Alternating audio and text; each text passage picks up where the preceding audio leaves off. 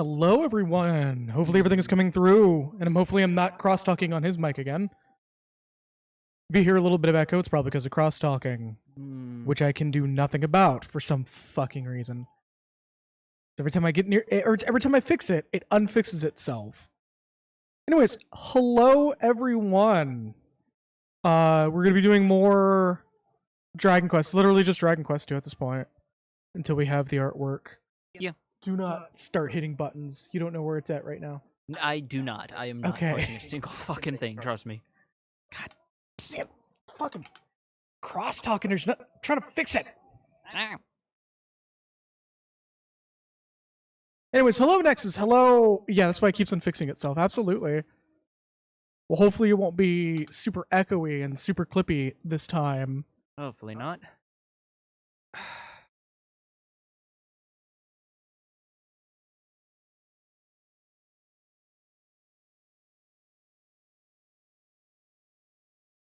Anyways, let's go ahead and get this just cooked off since we're a little bit late today. Yeah, why not? That's right. Is it not playing audio for you? Me or the chat? Oh, I guess, hold up. Hit the home button? Okay, you did hear that. Yeah, I heard the sound of it going to the home. Okay. You're good to go then. Go. There we go. Okay, just the silent title screen.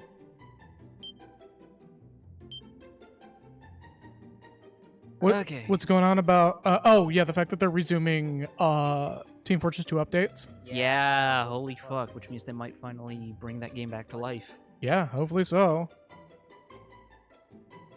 Can only hope.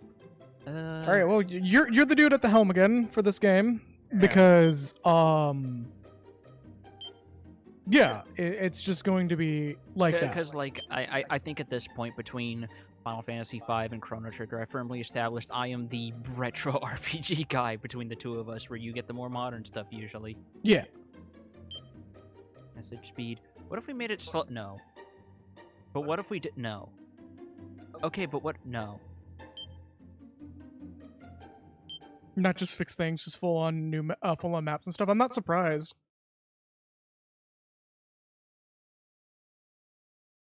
On a time, a young hero descended from the legendary warrior Eredrick and defeated the dreaded Dragon Lord and restored peace. And okay, fuck you too, buddy. What's that? No, we're moving faster. So set off on a beautiful journey, fucked his wife, and then created 3 kingdoms because he fucked her that hard. Each of the kingdoms came to be ruled by the children of the hero and her beautiful bride, and by the children after them. 100 years passed.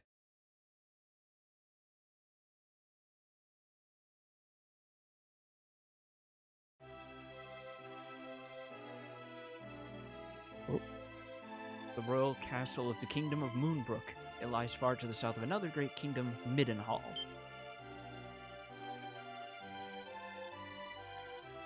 King and his daughter, the young princess, were conversing peacefully in the courtyard. You know, as you do. Not just in your room, specifically out in the royal courtyard with the royal... what fucking type of flowers are those? Are those dandelions? I don't know. I don't give a shit. Royal flowers. Not for long.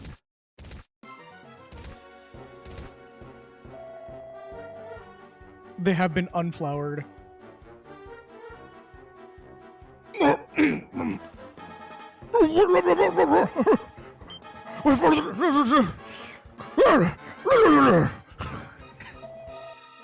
Majesty, I bring great tidings! Minions of the foul Hargon do ring the palace all around. Alas, it seemeth so, Majesty.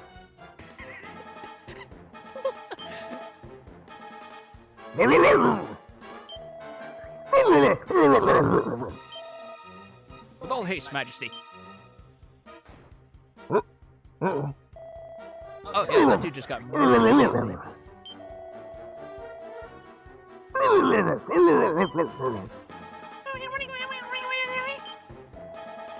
Just like a fuck. They just sound like Animal Crossing villagers.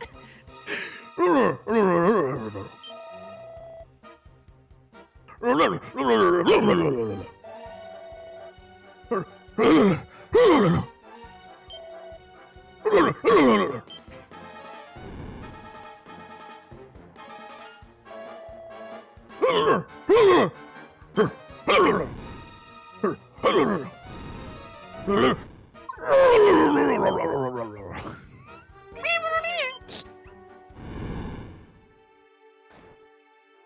shit, I was just 3 days of retirement!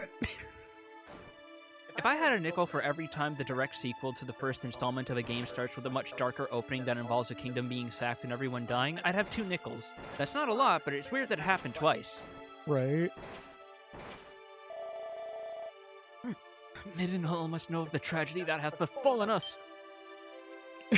An episode of the Muppets to start the game. Oh my god.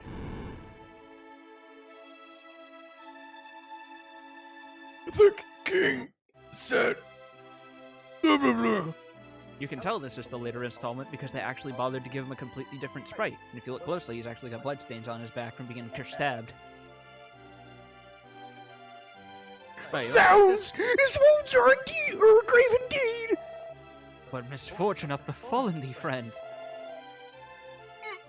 My wounds matter not.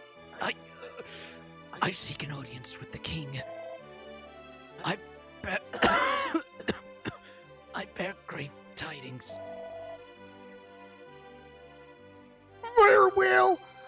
We shall bring thee before him. Guards, uphold his other arm. Still you. Still the same guy. Oh, sorry. And bury him quietly. Do not to set the castless. Duh.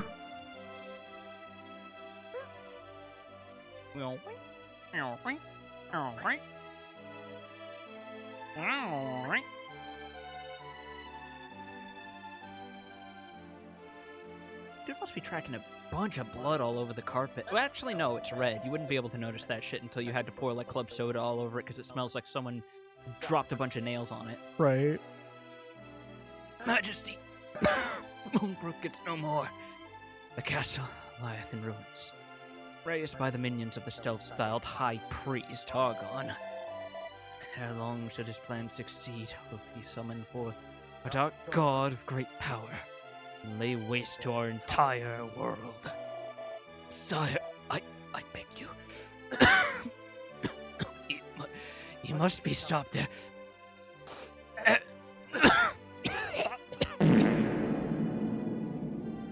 God, why did I eat Chipotle on the way here?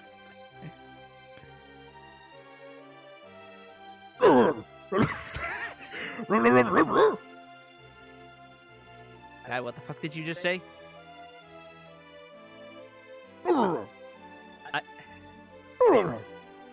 This is why I shouldn't have slept through my Middle English studies, right? Alright, I'm just gonna have to go on context clues like this. Yeah, that guy died. What about it?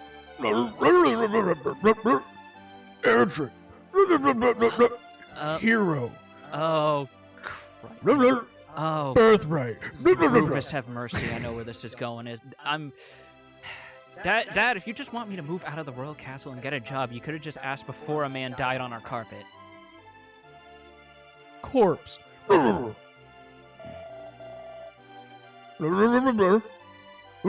Journey.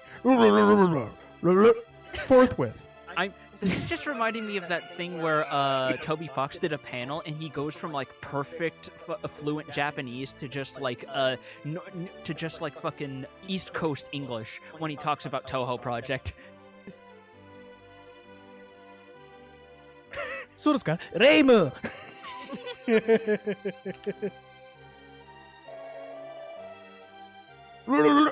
Earth. Yes, Majesty.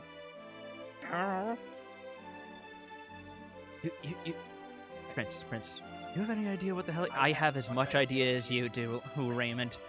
Okay, fair enough. Prince Raven, verily it paineth me greatly to see thee go. But I am a selfish old fool. How can I cry when... Oh, Take a moment. Go away slowly. Slowly. The soldier has sadly breathed his last. Just had to make sure. Didn't want him to come back up as a corpse. Remember, remember, In the folks, Dragon Quest universe, you might as well burn every single corpse to make sure they don't come back. remember, folks. 2 in the head, 1 in the chest. Works every time.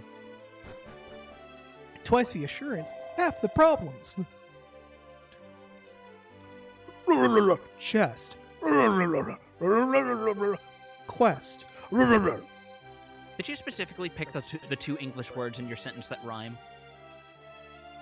All right, fine. I guess I'll take my allowance. You better not go out and hire bunny girls into your room again while I'm gone. Puff Puff. Cannock. Moonbrook. You realize the last time you paid for a Puff Puff, it was just 2 metal slimes. Tits fine though. Okay, sure. Wait, no.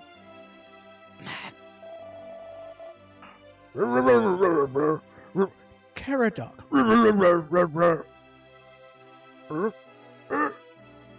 Isolde.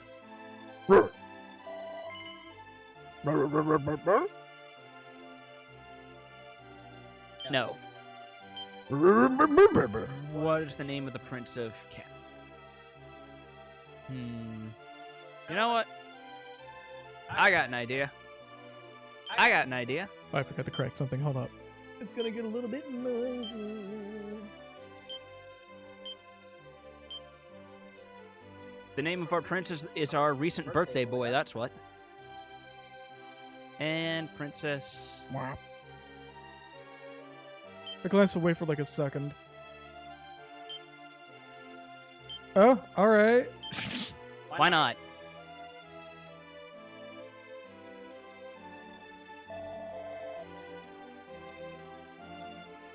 Lumith. Oh, he straight up will not let you leave until you take the chest. Okay. Alright. A copper sword and 50 gold coins. Not copper, but gold. Loins. Just slowly puts away the sword, just peels off the glove and just... No. Dumb. Sorry. Wanted to make sure it came up. I appreciate the intent, but she's trying to sleep. Fair enough. All right. So we actually had to have our weapon handed to us this time. Your journey be a safe one, Prince Raven. Be sure to equip weapons and armor should you come across such items. Merely to carry them will avail you not. Yeah. I know the song and dance, buddy. So you'll notice there's a bunch of treasure chests over here, but if we try to go through this door, shit's locked. Shit's locked. We don't have to deal with magic keys anymore, but we still have to deal with something, alright. Shit's locked. Ah, your highness, thou shalt soon venture forth upon a perilous quest, I hear. Oh, how lonely I shall be without thee. Marion, you can just ask for other people to play Battleship with you. It's a 2-player game. I don't meant to utter such thoughts aloud. Full well do I know that one so great would not look twice at one as lowly as... Oh my god, if you just want me to play TF2 with you, you can ask. You have my Discord. Off the distance. I cannot look a fine young prince and Moonbrook a pretty princess. Should you ever chance to cross, I'm certain that it would be most momentous meeting of the minds. A pretty princess. Ooh, there we go. I'm blind! Blind. Oh my god, that dog sprite. Look at the legs when it goes to the side. Oh, Jesus. We broke its legs? Oh my god, that poor pupper.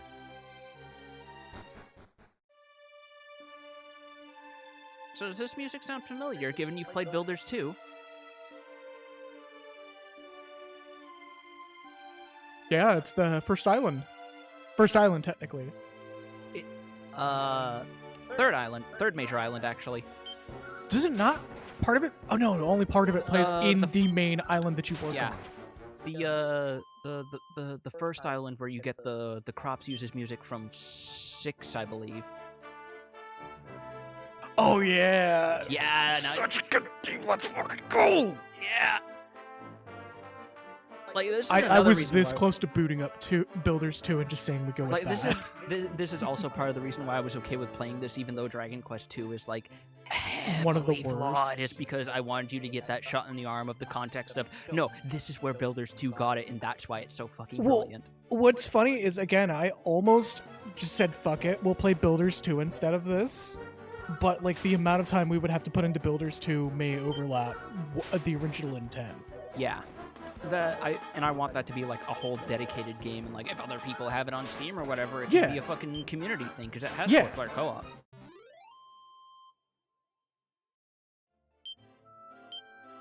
All right. Hey, check it out. They made it so that you can more clearly tell where you are in this map. Because the map is technically bigger. Technically, one of the major selling points when they were hyping this game up in Japan is that they were trying to say the world map is twice the size of Dragon Quest 1's, except they sort of got around it by like squishing down some of the geometry and making other areas like needlessly complex. Yeah. Just like Final Fantasy II did with its labyrinthine-ass dungeons. And admittedly, it works because this kind of became. Oh my god! Oh shit! You're getting your ass reaped. Are we actually going to die within the first? Okay. No, no, no, no, no, no, no, no, no, no, no, no, no, no, no, no.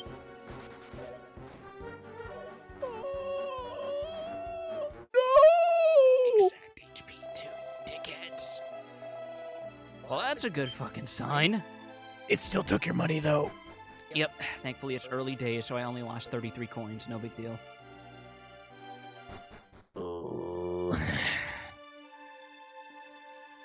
Also, once again, do not hesitate to let us know if the audio is echoey, chopping out, or anything like that. Because I will be actively tweaking for the sweet spot still on the stream, even though the Pizza Tower stream actually went pretty well. It was a little rough, and I probably should lean back from the microphone a little bit now that we actually have, like, gain to work with, instead of just being like, The only other direction that I could do is turn it even higher till it breaks. I have a lot of buffer room with this one. It's sort of funny how much more manic the mollusks look here, whereas in Builders 2 they have like a half-lidded look that just makes them look constantly tired. It's like, I'm a snail, what do I have to be worried about? Oh, you're beating my ass? How unfortunate. Threaten me with a good time. pretty much. Not to mention that spirit also reminds me of whenever it became nightfall in the early game, because my god, those boys took a lot of punishment. There's a good reason why when I brought people back to like the main island, I would just litter the fucking settlement with torches. Even later in the game when they got more annoying than anything. Okay, that's your headphone and microphone balance. Wait. Are you fucking serious? No, no, no, Is no, it gonna no, happen no. again? You should have bought some fucking herbs or something. I was not expecting to get bad rolls on the encounters like that this early. My god. Okay. If I just like stutter step forward, maybe I'll be safe. Because the town's right there. You can see it.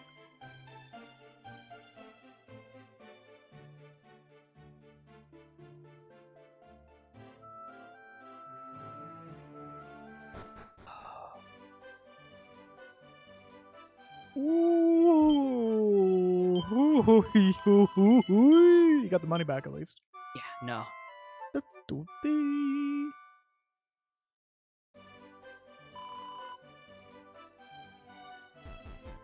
Alright. Let's check out the armor shop. How much does some good equipment cost around these parts? So we got the copper sword. We'll be good for a little bit. I guess save it for the chain sickle. Leather. Yeah, that's a good bump. That's not too expensive. I guess we'll try and go for that before we proceed much further. Lover's. You're You're 6! How the fuck do you even know what a tryst is? Actually, she probably doesn't. She probably thinks it's a fruit candy. She's over there living the long, long man advertisement. Yeah! Long, long man. She's just got like a massive rope of taffy the size of a chameleon, tongue sticking out of her mouth. Oh. I saw the whole series of ads in the correct order finally. It is the dumbest shit, and I love it. Dumb affectionate. It's just fucking... Sometimes Japanese ads, they just go all in. Fucking, it will never be able to beat Hungry Days, though. Like, Hungry Days will forever be, like, one of the best.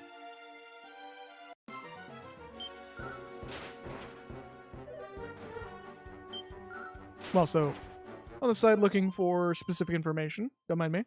Oh yeah, no worries. Like, again, this is an NES-era RPG. Grinding in the first hours is like bread and butter for this sort of thing. Yeah. Strength up by 5. Also, you notice something about our new boy here? Something that might stand New out? icon. As Also far as no Dragon Quest class. heroes go. Well, no, they do have classes. Descendant of Heroes. That's something the later games did, but notice something about his stat line. Oh, it's just...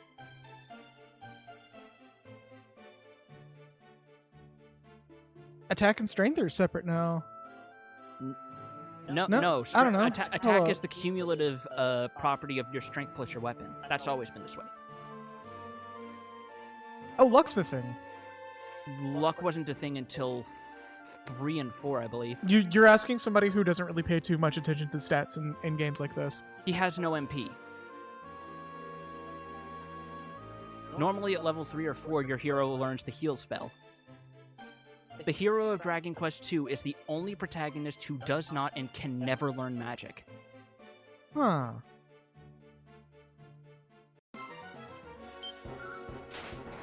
Oh, fuck me. Okay, thank God, they're glass cannons. But yeah, no, that's something that makes him kind of unique and was a sticking point with a lot of fans when this game came out. Which is funny, because most people think of, like, Sword Boy McStabs a lot as being, like, the default for a lot of protagonists in terms of their overall design.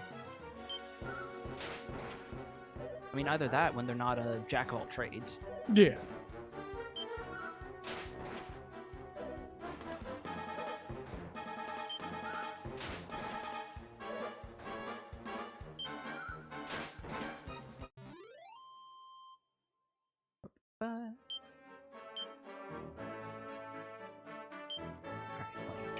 Still.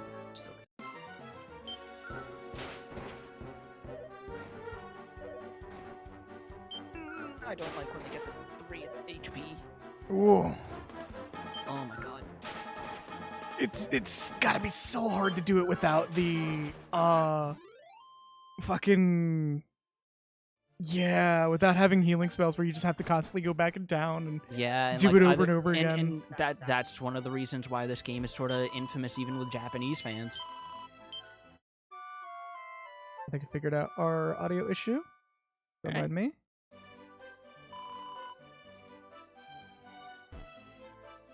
Ironically, they would replicate these similar circumstances with the first chapter of Dragon Quest 4 because you go through every party member's little side story, but the towns are so close together in Ragnar's chapter, it's not a big deal.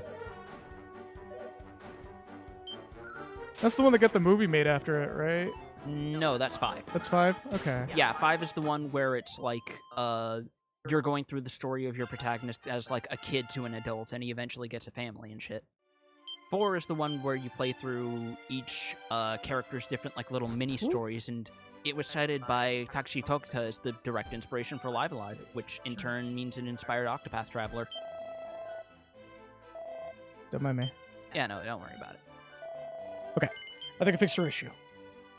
It should be a lot. Yes, I will equip this with. Sorry. No, you're good. Keep talking. But I mean, for one, I've said, like, this is another reason why I'm glad we have setups like this, is because since you're the person who knows the audio, it's way easier for you to do this when you're not the one expected to be on controls. That's why I'm doing it while we're doing a number of in-between games here. Oh, yeah, no, of course. Because this is perfect for the fact that we've got the new equipment set up. Yeah. But, yeah, 4 is definitely a game that, if we can get the mobile version running in some capacity, because the mobile version is literally based on the DS port, which is in turn based off of the previously Japan-exclusive PlayStation 1 remake, that would probably be a good time. Because I do think there is more of a market for leaning into the role-playing side of the role-playing game name of the genre and just having you play through different stories. Like, doesn't Ys Origin also kind of do that? Yes. It makes you play through 2 core Descendants, at least. Okay, yeah, because I think Trails into Reverie is also doing something like that, because it's basically being the rough equivalent of Sky the Third, but it's being that for both Cold Steel and the Crossbell arc at the same time. Cold Steel, Crossbell, and the fucking... Oh, why am I forgetting the other nation? It's not Calvard, because Calvard is the current one. It's more or less all 3 3 duologies and triologies. All the other epilogues. games that came after Sky. No, even Sky's getting an epilogue in Reverie. Really? Yes. Oh yeah, I guess that would make sense, because don't, like, Sky characters show up in, late into... 4. Yeah. Later half of 3 and most of 4. Yeah. Like, I've already had that semi-spoiled for me, I just don't know the full context. There's so much that goes into the Trails series that having certain appearances getting spoiled for you really doesn't do much. Yeah, like, I'm not gonna say them willy-nilly, though, for anyone who might be interested in playing, but, like, when I realized that a certain character from Trails' second chapter and third showed up in 0, I immediately had an idea of where this was going to go, just by her showing up. It's also funny how they repeat the same thing with her in SC, where if you take a close look while she's tagging along with you as a fucking as like a guest, you immediately realize what her deal is.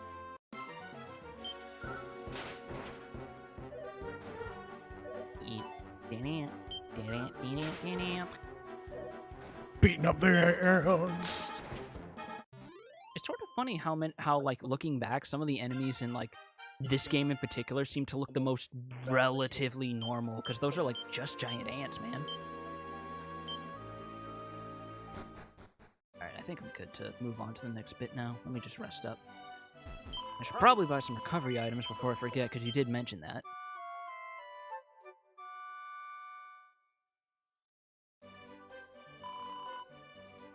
Yeah, I mean, you did almost just get walloped, like, immediately.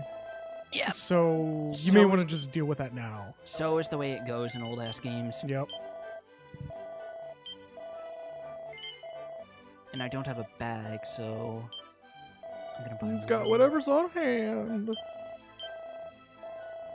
I'm gonna buy an antidote herb. And why did I get a tombola ticket? What the? Yeah, I don't know. What is a tombola ticket? It's basically like a fucking slot machine minigame. Yeah, no. Even far back as here, they had one of those, huh?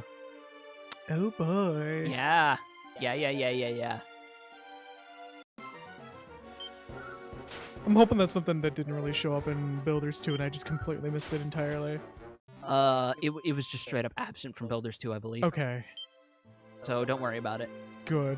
I'm pretty sure they wouldn't have been able to put it in there anyway, because the EU PEGI rating system is extremely strict about gambling in any capacity.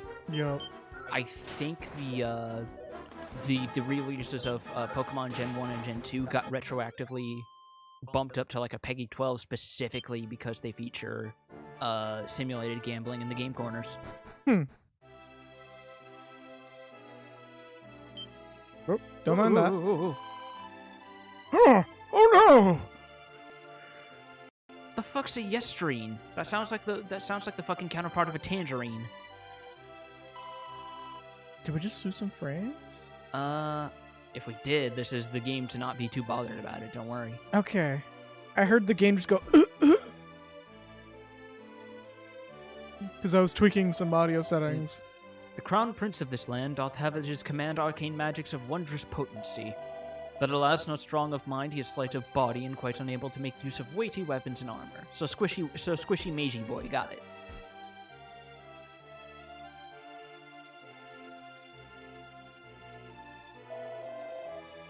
You want to take this one while I take a sippy? I shall tell thee something that will surely stand thee in good instead good. Let me try that again. I shall tell thee. Take 3. I shall tell thee something that will surely stand thee in good stead, boy. Get thee a silver key, post haste. Do so when naught that is kept under silver lock and key shall ever be denied thee.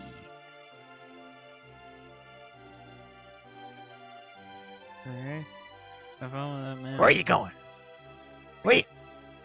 Oh, there goes another one. Beyond this door lieth the bedchamber of the princess. If thou hast no business here, perhaps it were better thou departed. Okay, but what if I went in anyway? NES Sierra Princess Peach? Who art thou? Art thou a playmate of my brother the prince? No, yet? No? Yes? No? Thou art a peddler of trinkets, perhaps? Begone, merchant. I've no need of thy gewgaws and baubles. Baubles. Baubles. Wobbles. Bauble blast. Gotta go get the wobbles. Prince. Oh, great. This shit. Okay. Hi, Uncle. Son. Quest. Wellspring of the hero.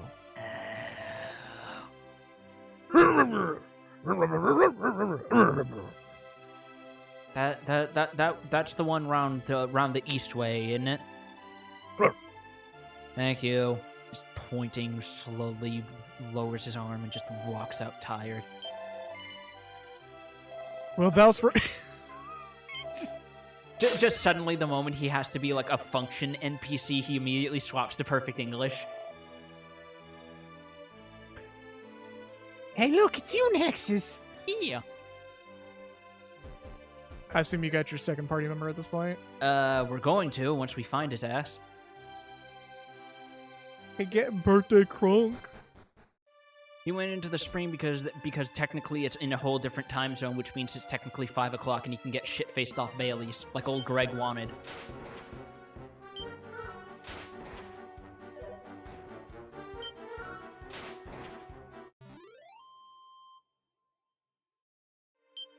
Get go. Eat money. I always think of that fucking ad whenever I see like a money drops. Just get money. Get money.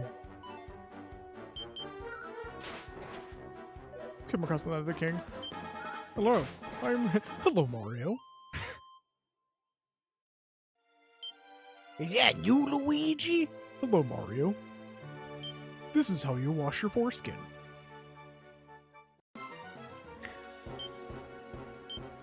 Rat's here. I'm here to stop you from Washing your foreskin. Just slaps the rag out of your hand. No, none of that. You got a big cheese. That's why they call it dick cheese. You see, you gotta let it ferment. They call it Limburg.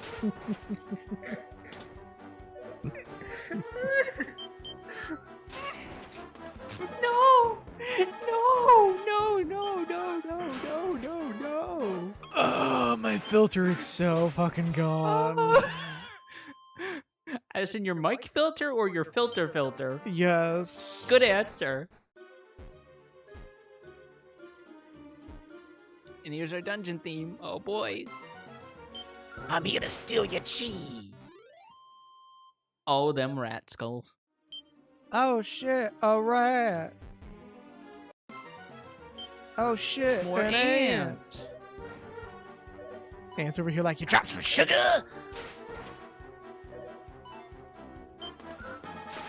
You know, on the other hand, if dropping sugar would make for a great defensive perimeter, because who's going to bother all those ants? A good way to guard your kitchen from people stealing your chocolate oranges. just completely fuck up one of the ants that is trying to get food by rotating the piece of paper so it makes a circle Yeah, exactly. with its pheromones. So they just do a death march.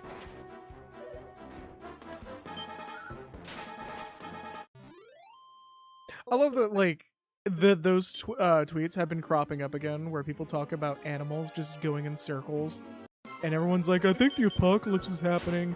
And, like, every actual animal expert is go, no, those animals are just really stressed and need stimulation. Yeah, no. Like, have y'all never gotten up and paced back and forth before? Same difference. Yeah. 79 gold coins. I want to say this is a similar case as Dragon Quest 1, where, like, the treasures were, like, actually garbage before they changed it in later releases, because... I'm gonna be real, that tea is hitting a spot right now. Yeah, no, I figured, because, like, you love your peaches. I do love me my tea, too. It's, like, just the right spot. It's like how every so often I'll get a craving for sweet tea, in part because the 2.5, 3 years I spent in Georgia, where that shit is everywhere. It's gotta get some of that tea. Like Some of that black leaf cold brewed tea. One of my favorite things is bringing that up and watching people I know over Discord who live in the UK just immediately grab a crucifix and start waving it around. Just the idea of cold tea with cane sugar in it just makes them just recoil. I've actually told somebody that, like, they should absolutely try it before they knock it. And I had one person from the UK go, what the fuck? I hate you, but also this is really good. It's like, tea has this very weird state where everybody where certain parts of the world thinks of cold tea as like room temperature tea, And not like actually fucking... chilled and iced tea. Yeah, like they do with fucking Japanese like canned coffee milk tea shit. Oh, there's a I think it's High Brew.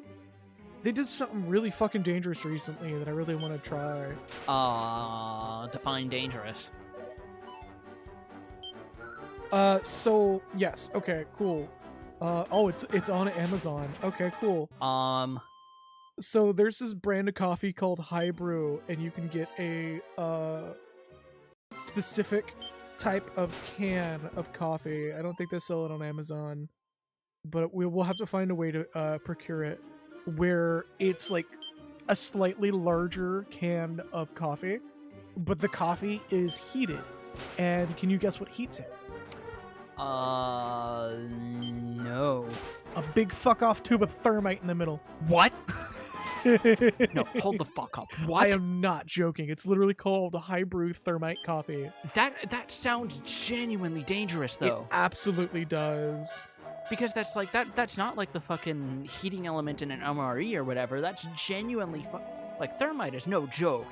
Yeah, no, it's a thing. Go look it up. Look up thermite coffee. Or thermite heated coffee.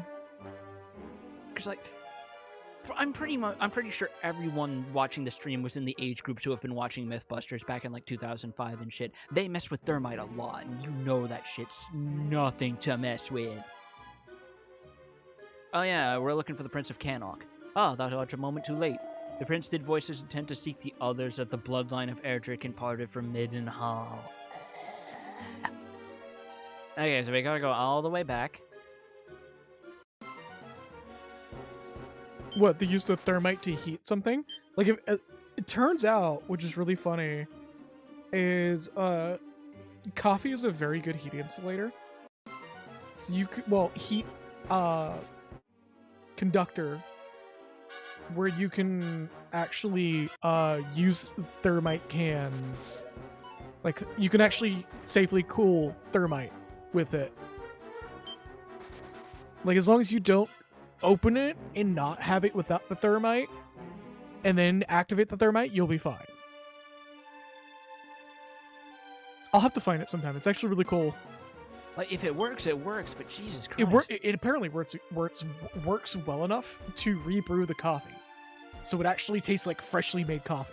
That's fucking wild. I don't know if I'd risk my lips over that, though, but... Oh, it doesn't get hot enough to do that, actually.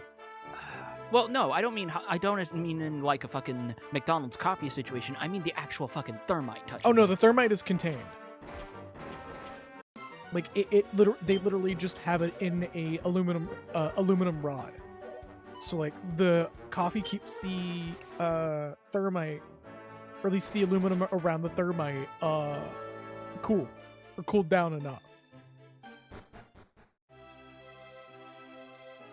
Oh, you're back here again. Yeah, because they said the prince went to Middenhall. Gotta do the chase. Yep. Fruit of my...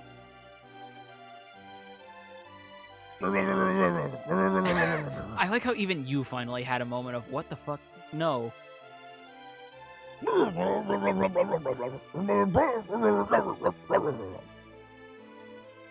I literally just missed the guy, didn't I?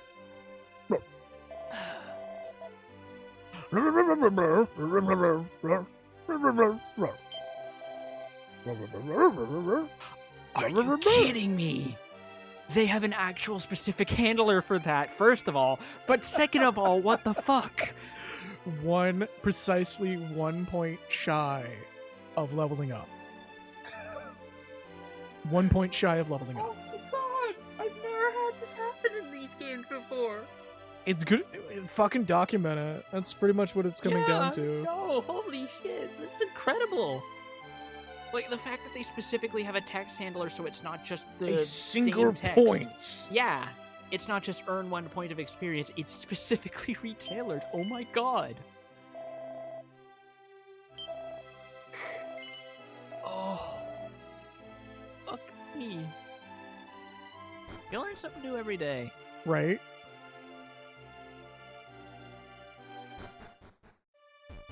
Also, you keep getting yourself cut out. Ah, balls. Also, I really wish they would have added like an extra square of land here, because you specifically have to loop around the castle every time you go in, and it's pretty annoying. Oh, I bet. We have the meme for running from a slime and encountering a red slime. But I don't think that happens in this game. I don't think so. Mostly I'm just trying to get my, up. Okay. You literally had the initiative and you took it to run away. Fuck it. The slime's just like... Yeah, no, he saw red and he decided, no fucking thanks. Not even gonna try for 1 experience point? No, because... Ah. He was making a pit stop on the way back home.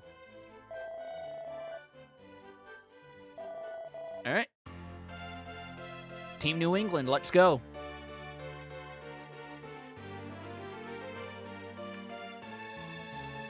First implementation of the party member join jingle, I believe. Yep. And unfortunately, they all start at level 1. But, let's see, Oaken Club, leather armor. Yeah! Figured it was appropriate considering it was your birthday recently, so why the hell not? No one can stop me. You're welcome. Alright, let's get you a leather shield. Because I don't think the dungeons give all that much in the way of free equipment, so I can just buy stuff at my leisure, which is sort of freeing in a weird sort of way. Although, I just noticed the pattern on the hero shield looks sort of like the shield of House Fortune, doesn't it? With, like, the red in the middle. Kinda, yeah. I need to get, like, a good look at the artwork to see clearly. Like a very blue version. Yeah, to go with the rest of his kit. I hope. Also, don't be surprised if today's stream is gonna be like a 2 or 3 hour stream. I'm actually like... You're exhausted because you had, like, tired. that whole work meeting earlier and still dealing with the new audio stuff. Oh no, I fucking Wednesday, the work meeting just pretty much went out the window for me. I was excluded from it. Oh, is that a good thing or a bad thing? I don't fucking know. I think it's dumb, and I'm gonna talk to him about it. Yeah, that's fair. Not to mention me springing that whole, hey, my PC is eating itself from the inside because Windows updates. Yep.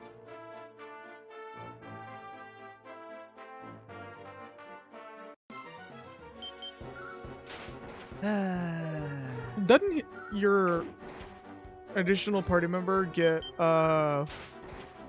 experience or like shorter experience to level? Or is it just a fixed amount still? It's still a fixed amount because remember, this is an early RPG. The whole scaling experience thing was specifically in 3, and only a few class changed to make up for the difference between their old level and their new one. Oh, okay, no, that's fair. Let's see. Agility, resilience, max HP, max MP. Hold on, let's go to status. What spells do you got? Heal. Just nah, that's fine. Oh, I never noticed. Their class is Armamentalist. That's the fucking Red Mage class from 9. Nice. Yeah, no, that's actually a neat little detail by the localization team. Kudos. When are we getting 10, though? That's a good question, because 10 offline, is it even out in Japan yet? I believe it's coming out soon. Okay, so it'll probably take a hot minute before it gets localized and ported over here. When 10 comes out, we're streaming it. Yeah, no, because that's been the missing one for years, and I want to see how it do. Especially considering that was Yoshi P's early work before he got assigned to Final Fantasy XIV. Mm-hmm. And I believe one of the writers for 14 right now is also a writer for that. I wouldn't be surprised, considering, they're the same company now. Yeah. Holy shit. Yeah, no. Fucking Bob, bitch. Yeah, well, we had this discussion fucking Nexus's tabletop last week. The best way to exercise a ghost is to just punch the shit out of it. Everyone telling you need purifying salt or a high-tech vacuum, they're talking shit. They're trying to sell you a bridge in New York. You just need to fucking roll up your sleeves and deck them. Fucking ghost literally rolled up and started into the Simpsons monorail theme, and fucking Nexus just runs up and just socks him in the jaw. Just goes, no. Just drags that big fucking oak club on the ground and just bop.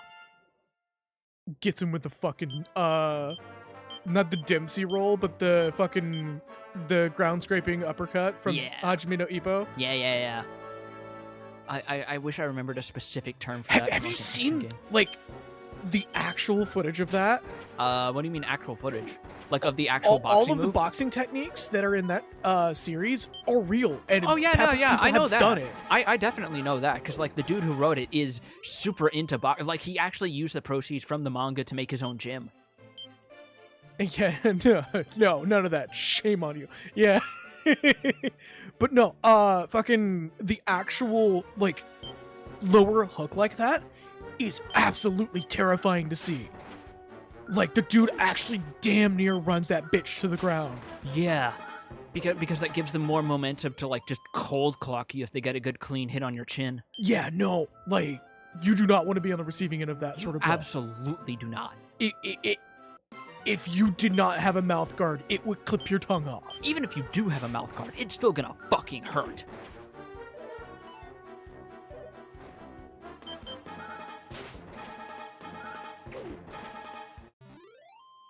Because, like, there's only so much the protection of boxing gloves and shit does for you. Yeah. Unless you're Charlie Sheen, then you put thumbtacks in that bitch. Oh my god. Fucking Hot Shots Part 2.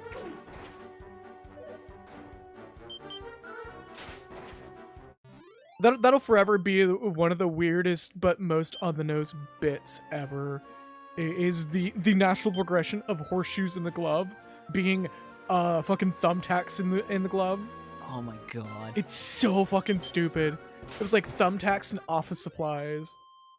I remember movies like that had a few really good dumb jokes. Like, wasn't there one where, like, some dude's trying to assassinate a guy, misses and hits the tree, and the tree's a dude in a costume who just extends his arms out suddenly and goes, ugh, and falls over dead? I think it was Hot Shots. I want to say it was. I want to say it was either Hot Shots or The Naked Gun. Yeah, because that sounds in line for both of those for their sense of humor. I can't remember specifically which one, though. Of the castle above or the castle below? Oh, no, I was talking about fucking Hot Shots or Naked Gun. I know where I'm Oh. going. I'm just, like, taking a moment to grind because, remember, this is old games. Every time you pass a bridge, the encounter fucking scaling goes way up. That, and I want to get enough gold to get Nexus here a chain sickle, because they did mention he can't use heavy weapons, and strength isn't going to be as high as our main boy here. That's fair.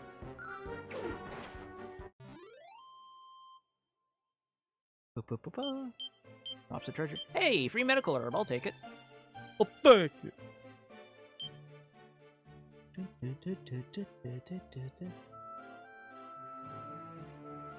a good fucking world map theme, though.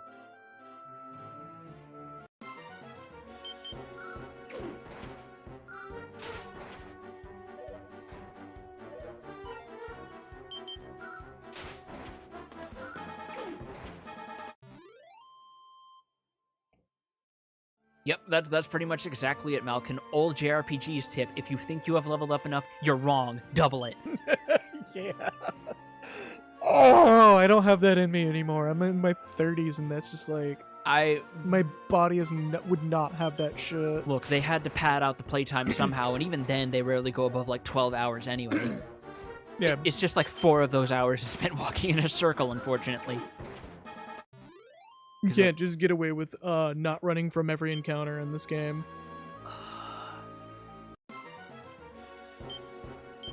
God, speaking of, I can't wait to hear another generation of people having the same issue with Octopath Traveler 2 as they did with 1, where they immediately took Cyrus's encounter down ability and then wondered why all the encounters were suddenly so hard.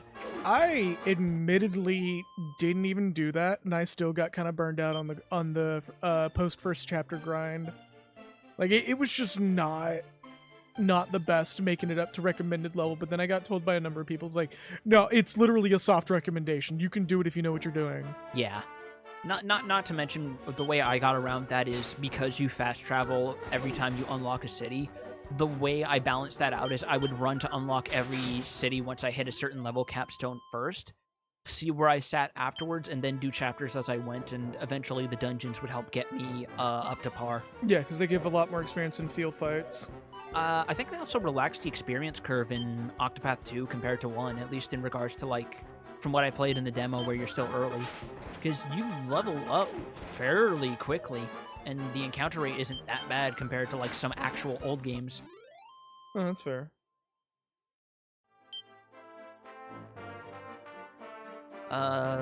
Another thing they do is that different chapters also give you temporary party members, so you're not just out on your own.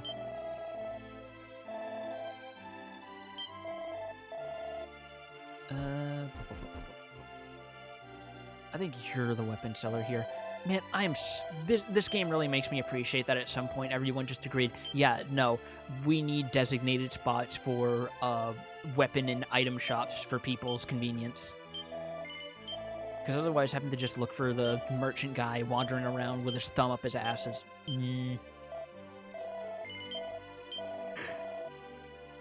So Ubisoft's Skull and Bones ain't doing too hot. What happened? They did a private beta, and their feedback was nothing but negative. Oh my god. They are getting... It's technically a new IP, and they're getting fucking skinned for it right now. So that's why it's called Skull and Bones. Oh. Oh.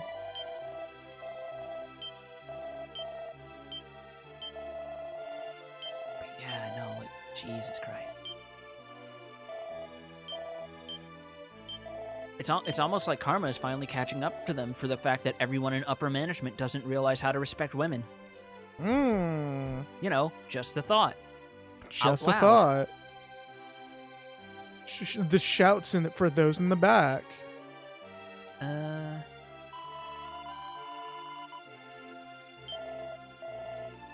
Oh, right, you don't save in churches in this one, you save at the kings. Alright.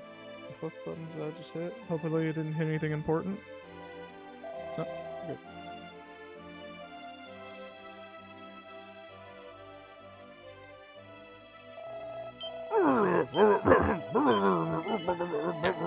Save your game. Save your game. Save your game just gets more insistent about it as he slowly leans up from the throne. Save your game. Did you save your game? What if you save it again just to be sure? Did you save it in 2 spots? Save your game. Rotate your saves. Rotate your saves. If you miss one single save slot, I'll come for you. Alright, so I think this next part is optional, but it leads to a lot of good stuff, so... Yeah, no, we're getting a lot of, like, classic RPG love letters lately. It's kind of wild. What's up, Richard? Hey, Spice? Richard! How you doing, man? Just sitting here with this old-ass game. And yeah, we're pretty much in between just playing a bunch of old games right now. Well, I wait for the art for the next. Yeah, Dragon Quest II is indeed crusty, but it's a good game from the looks of it. It's good in a very. It's an odd duck because I think I mentioned it when we played it, but 3 was specifically developed to be the apology game for this one after the somewhat cold reception. Yeah. And you can kind of see why, because this is the first JRPG where they experimented with a party format. So we have, you know, our big tough boy who doesn't do magic, and we have our magic-y dude who isn't as good at melee. My recommendation when it comes to the for the original trilogy for Dragon Quest as a franchise, 1 and 3, and then play Builders for 2. Yeah, no, I can sort of say that as well, because Dragon Quest 1 is like, it's got some moments, but you could easily beat that game in like 6 to 8 hours if you know what you're doing or you have a guide up. And like Dragon Quest 3 is like genuinely still aged fantastically. Definitely give that one a try. Not to mention the Switch ports are actually pretty good. They have a couple extra touch-ups compared to even the mobile versions, and, you know, just the convenience of having them on your Switch and having an actual controller and not having to deal with phone touch controls. Which weren't too bad, for the record. They were just not great. It's just really fiddly when you're trying to input a direction. Your character goes fucking left instead of down. That's really my only complaint about it. 1, Builders 2, and then 3. Or if you want to play it chronologically, 3, 1, and then Builders 2. And just read the Cliff Notes 4, 2. Or just watch our stream, either way. Yeah, no, just while we're here, we may as well chill. Oh yeah, we got poisoned for the first time. We should do something about that. We should. I hate when my friends get poisoned. It's such an inconvenience. But also play both of the Builders games. They're amazing. Especially 2.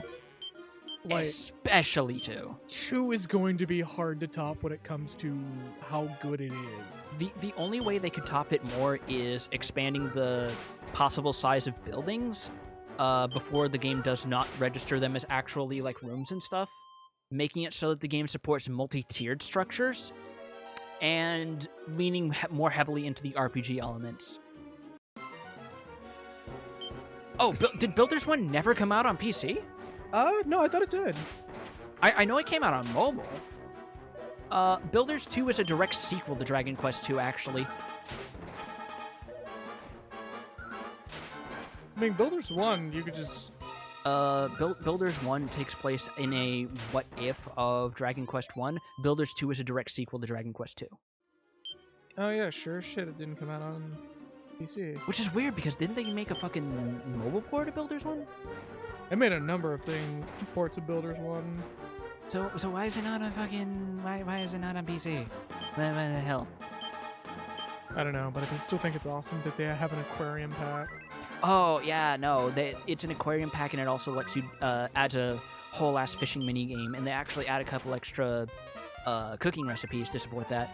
Like, I think you can make salmon rice balls and shit. Stackable slimes.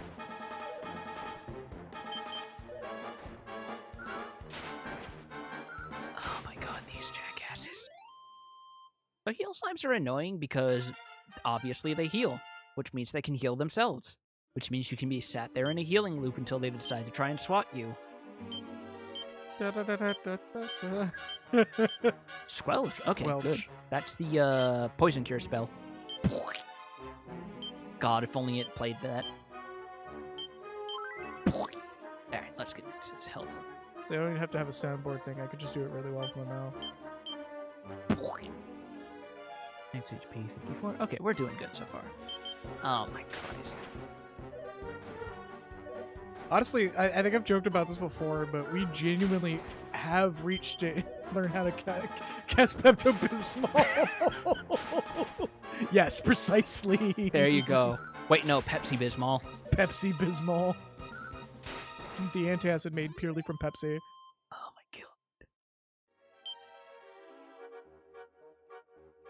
my god. Okay, there's another chest over here. Another Tombola ticket. I'm gonna have to find a use for those because they're clogging up my inventory. You little fat... Oh, no, you're a fat rat. You're a pallet swap. Put it in the bucket and put Joe jacket on. Put it in the bucket and put Joe jacket on. Jacket on, jacket off, jacket on, jacket off. Somnolent. Ooh, ooh, ooh. I did a twisty. Sorry, that whole bit just hit my head at once, and I'm just like, uh-oh. No, it was Jean-Claude Jackety, put it in the jacket pocket. Jean-Claude Jackety, put it in the jacket pocket. I think that's how it went. I don't know. I'm just dealing with one of my favorite gum techniques right now. Cobras are being slapped. Cobra King. Oh. Because, like, fucking... I like Gear 4 Snake Man a little more than Bounce Man, to be fair. No, that's fair. The problem I have with Dragon Quest Builders 1 on mobile, though, is it's touch on mobile only. Yeah, that's one of the very few Dragon Quest games that are on the mobile platform that just for whatever fucking reason does not have controller support. You can do controller support for the first 3 on mobile. Same with 4 and 5, but not 6.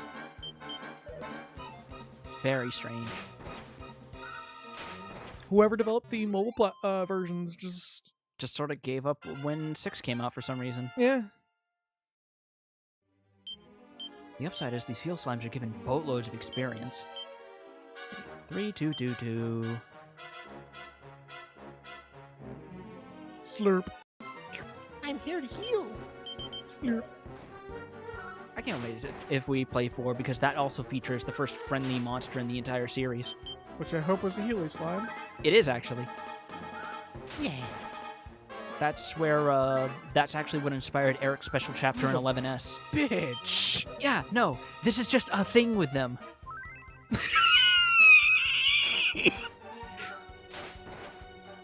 Oh, okay, there we go. All Yeah, right, no. Let's see if he'll outpace this one. Thankfully not. Like, very rude boys. Very funny boys, but very rude boys. I think it's a little weird that it is almost $30, but I also can see why. It's a full value game. We also don't know how much work went into actually converting it to mobile, because usually when they price remakes like that, assuming they are priced in good faith, of course, it's the amount of labor that went to making the port not explode.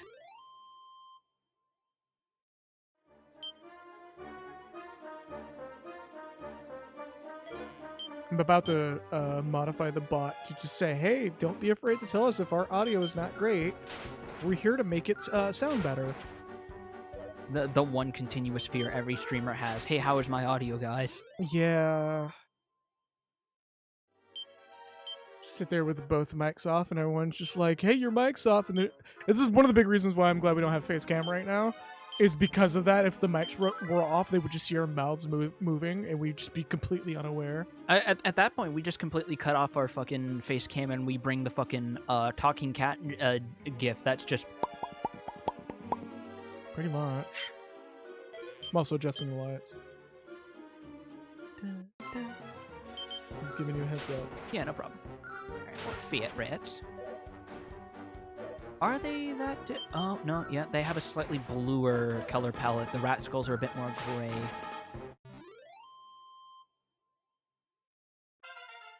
I could easily see those being the same color palette in the NES original, though. Just straight up. Fat rats or something else? The fat rats and the rat skulls, because it's such a subtle difference that there's no way they could pull that off with the NES's limited color palette. Maybe. Chimera Wing. 251 gold coins. Okay, so... Army ants. Also, Epic launching a mobile app is further proof that they're trying to corner the market. Which I think is funny, because they're like, oh, I don't want to see a monopoly, and they're like hopping at every opportunity. They don't want to see a monopoly that isn't run by them, they mean. Oh, shit, okay. This dude's here to slap. Look at that hand. Give me 5. You can definitely tell this is 80s Toriyama with that foreshortening on that fucking hand. Look at that. Right. Homie got that crystal therapy hand going on there. Dude's walking up like he's just gonna go, "Get us?" Shout out to like the one person who gets that joke. That's the ticket master saying they support local ticket sellers. Yeah. You mean the thing that they actually did say in court?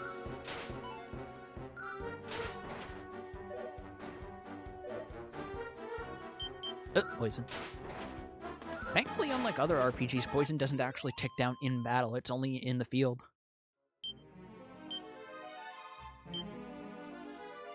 Antidote herb. Take care of poison and the silver key. We'll support the developers and kick them off our platform if they don't make what we paid them. Centipede. Look at this boy. Hey guys, I'm a centipede. How are you doing today? Undertale looking ass. Look at this boy. He looks like he's seen some shit. A homie that walks across a disproportionately small gap. He looks like the fucking neurotic cousin of Centiskorch from Pokemon Sword and Shield. But it's the fucking I Love Democracy meme from Revenge of the Sith, for those who can't see. Yeah. Which is the only thing culturally of any value that the Star Wars prequels have given us, is the memes. The thing that I thought about hiding somewhere on my Steam Deck, anytime you press a button, depending on what button you press, will reveal parts of the Darth Pelagius shitpost. Oh my god. It still fucks me up that there's apparently a cutscene in Xenoblade Chronicles 3 that is framed exactly like that discussion. Have you ever heard the tale of Darth Pelagius the Wise? Like, it's literally two characters sitting in a movie theater having a clandestine discussion. It's so funny. So fucking stupid. Like, I love it, but it's just... It's stupid in an endearing way. It is. High five. My crystal therapy!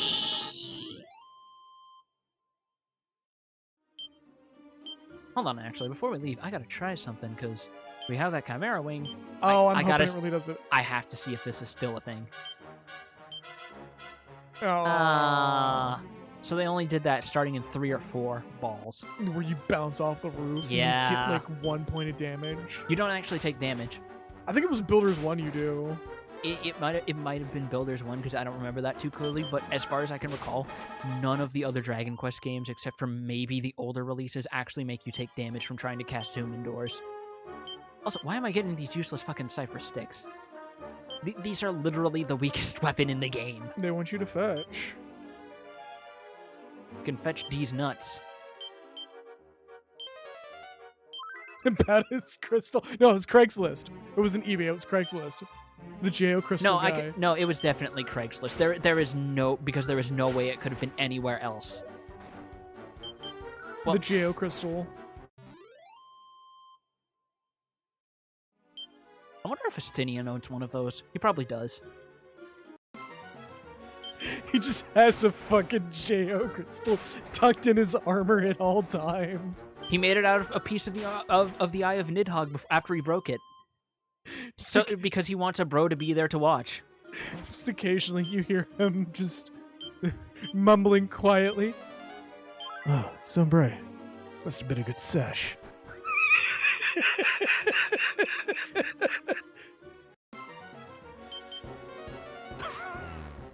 My Geo crystal grows bright today. That means it's gonna be a good day.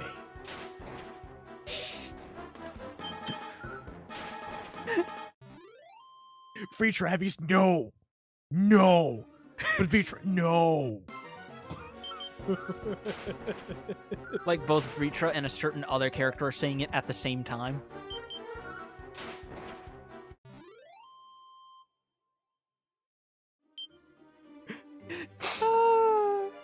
Like, Ishtala doesn't even have to say it. She just looks at him, and he goes, yeah, you could probably see it. Like, Nobody's even told him what the jail part means. He's just walking around with the glowing ass crystal. Yeah, no, because like of course he doesn't know any better. He just saw that it was available and it cost a shitload of money, so he spent it. Why does the hit noise sound like the super effective noise from Pokemon Ruby, Sapphire, Emerald? It's probably the inverse, actually, because like Pokemon was heavily inspired by Dragon Quest. In fact, funnily enough, while we're playing it, the idea of trading actually came from this game specifically.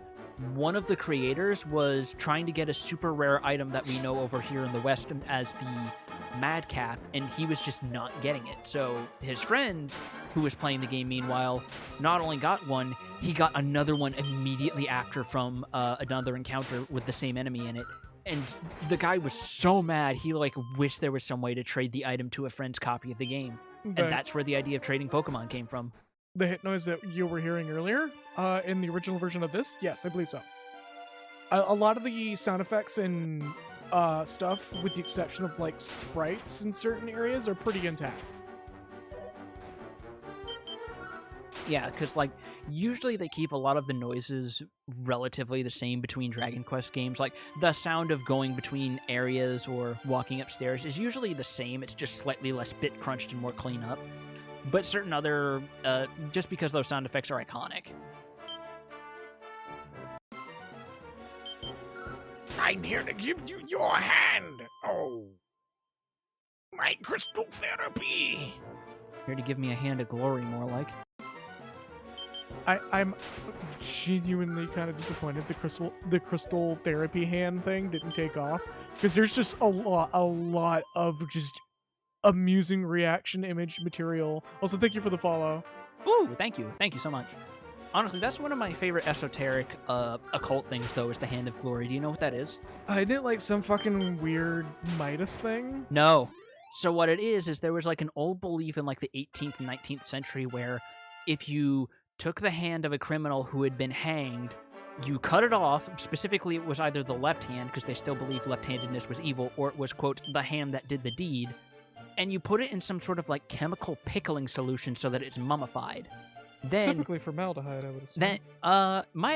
there's like some weird esoteric like French names for stuff that people are still trying to figure out. One of them, the best guess, is some form of horse dung. Then Alright. you take wax from the corpse and you make a candle out of it. And apparently what you would do is you would take the Hand of Glory, you hold it up so that it's balled up in like a little fist, you take the candle, you put it in between the fingers, you light it up, and that little shit will apparently paralyze everyone except the holder who is looking directly at it. Alright. And apparently, if you hold it out while the candle is still lit, it can unlock doors.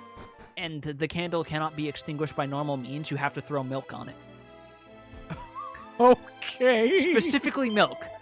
Not water, not like holy water or anything. Milk. Milk. Milk. Milk. Milk. I love everything about it because it's so cool but so stupid at the same time. It's such an esoterical thing. It's like the perfect encapsulation of the mindset of weird dead Europeans. Right. Alright. Let's get a chain sickle for the hero while we're here. Right. Our fucking inventory's full. Actually, no, I know what we can do about that, because now that we have the silver key... That's just calling you out. That is absolutely a you fact. Thank you. I'm glad to know that I have a brand. I mean, no, that is definitely a phrase I would utter for shit like that. Macabre cool. Where you're just not 100% sure what to think of it, but it's just weird and occulty enough that you don't want to hate on it too much. Oh, he's got a scythe again. Oh, He's gone.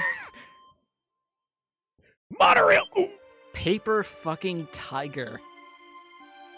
Those dudes are the worst in builders too. Oh my god, They fucking suck. They are so, like, they go from being the bane of your existence to just annoying, because once you have the means to take care of them, they still have so much fucking HP. Yeah. Like, that's kind of why I hope if there is a Builders 3, they expand on the RPG elements more, so you don't have issues with shit like that.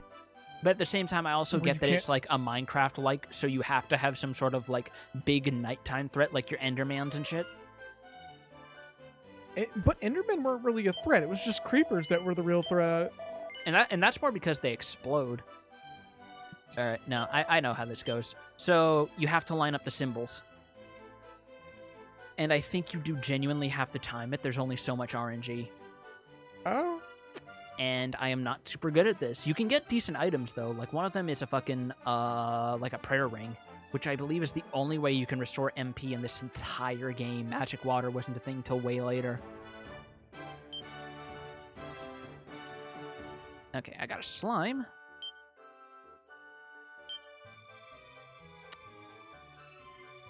Balls. The crying shame, the wheel is fickle. Spin the slots and I'm You want to take a gonna crack at this? Oh, God, no. Yeah, that's what I thought. Like, if you gave me unlimited tries? Yeah, absolutely. You mean save states? Sure. Oh? Oh.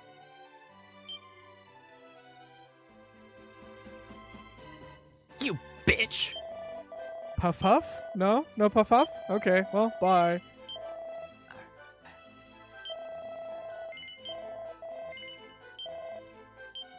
I think you can get these dropped from monsters, so so there is technically unlimited Tombola tickets. It's just a matter of getting them built up.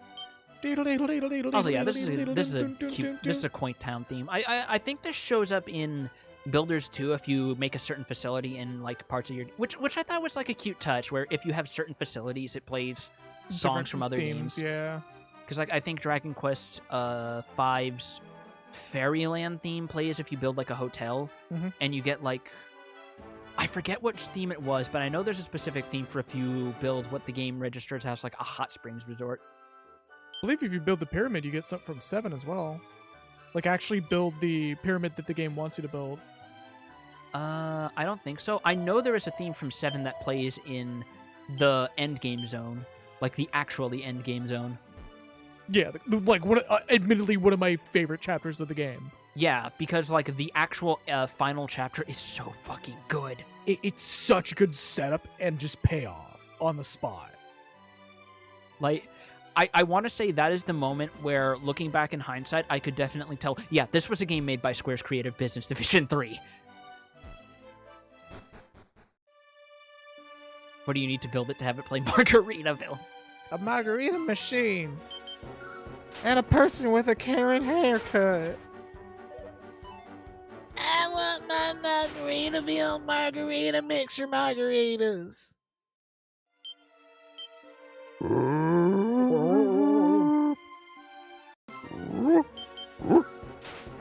Are you trying to be a frog or a dog?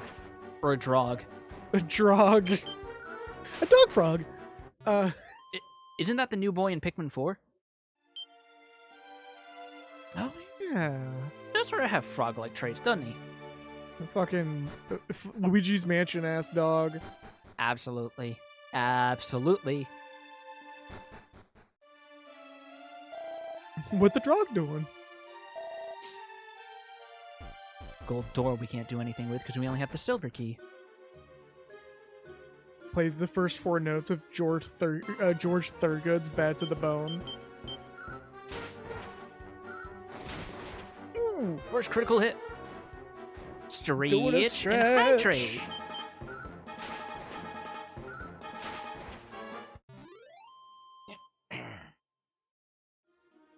We got limited space here, so we're stretching where we can.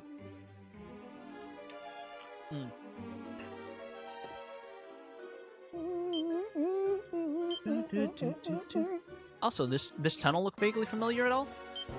This is the fucking... Kind of does. I just can't place it for some reason.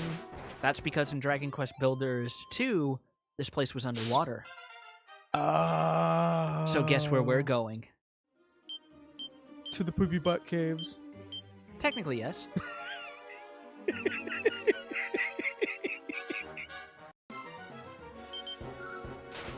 Rats, we are the rats. Letting I everybody love that, know that we are the rats. I love that at this point you cannot go anywhere on the internet and escape German 985. He went from a chill dude who mostly plays TF2 to just being everywhere in every meme all at once. Yeah, pretty much. Like, good for him, though. I've heard he's a cool dude. Because there are multiple clips on record of him like actively saying like he supports trans rights, and him like getting like donation messages of people saying that they had transitioned and chosen a new name, and he just specifically reads it off, uses it insistently, and says congratulations on the new you, which is really fucking cool. It is a very powerful move.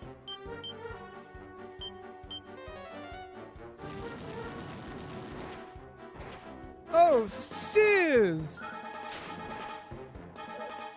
That snake's like, oh shit! That snake just saw his friends got hit with white phosphorus and doesn't know what the fuck to do. That's not the kind of white snake he was thinking of. He's just sitting there like, oh, I guess they were right about heaven not being too far away. I guess I'm duly rattled now. This is gonna give me PTSD for 25 years. I'm gonna go home and listen to Whitesnake album. Corpse Corporal is defeated. I hope we don't come across the Corpse Sergeant. Yeah. Maybe a Corpse Gunnery Sergeant. Corpse Gunny. We are now He's the in... man who handles the rifles. Welcome to Munahan. This is another location that shows up in Builders 2, albeit very changed. But also without a dog that looks like its legs got fucking broken. Yeah. Jesus. Did I'm okay Hirohiko from this side. I'm not okay from this side, though. Did Hirohiko Araki pass through here? What the hell? Oh, no. I still fucking laugh that Ironicus's JoJo discussion podcast is called Dogs Must Die. It's so fucking good. It's like it's like the best title you could ever give a JoJo talk cast. It was because for some reason, just Araki lets a lot of dogs die in the series. He's even said on record he doesn't hate dogs, he just does it anyway because why not, which is even weirder. A man who literally performs a cardinal sin. Does the dog die in All-Star Battle Royale? And the immediate response is, do you really have to ask that question?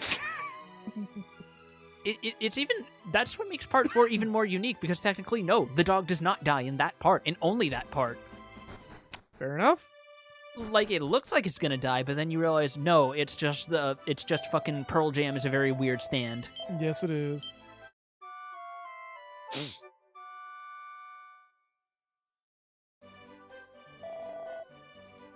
Fairly well.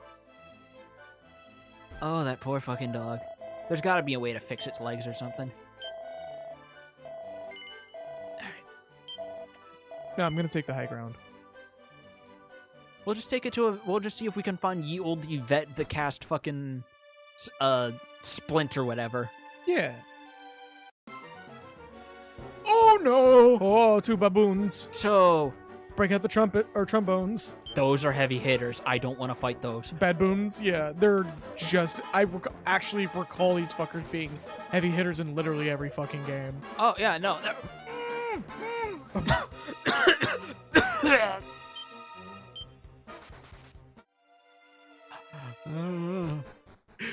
Carry my corpse back to the hotel!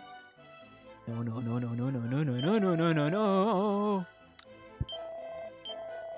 Alright, Gotta offer 45 him gold coins. Sure, benediction. take it. I believe, isn't this also the first game that you can get a cursed weapon? Or a cursed No, piece of gear? there was cursed equipment in Dragon Quest 1. It was just super rare. Yeah, fair enough. Like that waistband item that we found, that was a cursed item.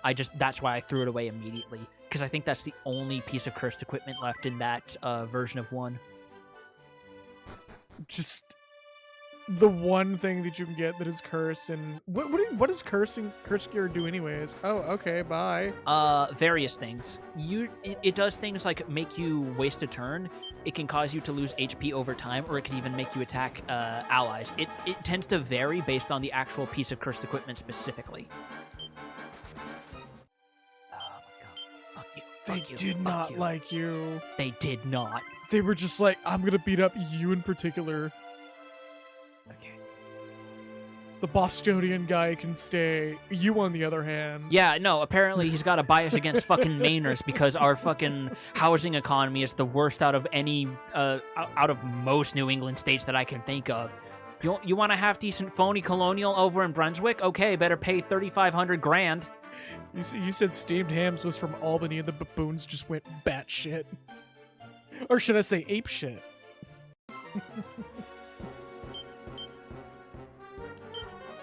Steamed hams. And they're all gone. Yes, they are. If one survives, that's gonna be the dude that's just gonna go, all right, like, here. Have the money. I'm out of here. Okay.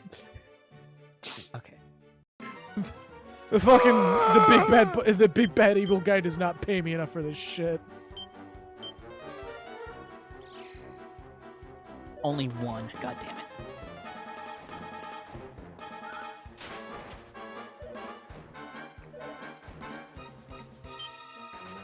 Please, please, please, please. You're just right outside the fucking castle, too. So, I do want to bring up something. I don't remember the name of the RPG, but there is an RPG out there that increases the success rate of fleeing the lower your HP is. Fucking shout out to that being the only game I've ever seen that does it. Otherwise, it's stuff like you have a certain chance to run, and every failure boosts the chance of success by like 10%. And that's just as good, but I admittedly like Ow. I admittedly like the idea of the run encounter rate increasing. Like, this was the king, so Woe is me. I am he who is... Yes, I'm speaking English. what the Who fuck? was You could do that all this time? You goddamn posers. Did you all just get together and decide to do this because it's some weird, obtuse dad joke? What? No. I'm not on talking terms with him. I don't even have a mouth anymore. Anyways, I am he who was lord and master of this once proud castle of Moonbrook. My dear daughter, Princess Naya, hath been cursed to roam the land as a common mongrel, a stray fox. I thought she was always a dog.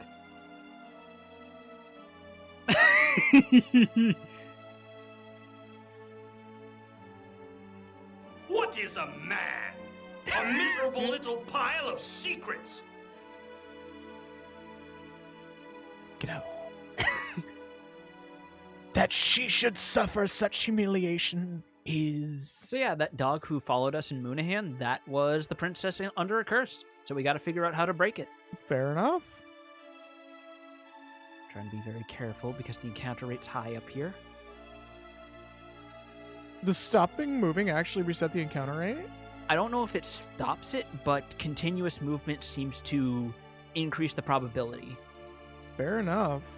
That's why it's a common thing in older RPGs where it's like sudden stops and starts tends to at least make it take much longer to get in encounters. It doesn't completely disable them, but it It does evens the the job, odds. yeah. To the east of this castle, in a place whence may be espied 4 bridges. Hey, your fire's brighter than mine! The angle that my sprite is at, you jealous fuckwit. Anyway, there standeth a surprising swamp. You're not my dad! Beneath its foul surface layeth Raish's sacred mirror. That I passed on my knowledge ere I breathed my last. So Ra's mirror, or Raish's mirror, I guess, depending on how you want to read that. I think it varies based on that. Also, these boys that have not shown up in a single Dragon Quest game ever until 11. I am so upset that this is a thing. Because, in 11, they're probably one of my favorite enemies. They are so well animated because that's the only time ever they've been given a 3D asset. So they were able to make one in the engine, and it looks really good because of it. Insanely good. They're so expressive too. I love the little punch drunk face they make when you actually knock one of them out. Just like, ugh.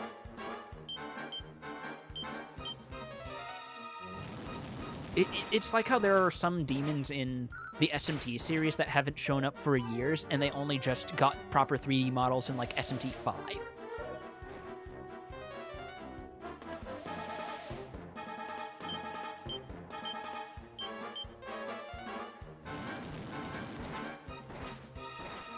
Jesus, these things have a lot of health. I mean, they are corporal corpses. Yeah, I guess it's sort of fair that undead enemies would have high HP. That's how they work in Breath of Fire, I believe. Were it not. Legend of Zelda, this is not, where you burn them and they suddenly become raisins. Dazzle. Heal yourself. Position heal thyself.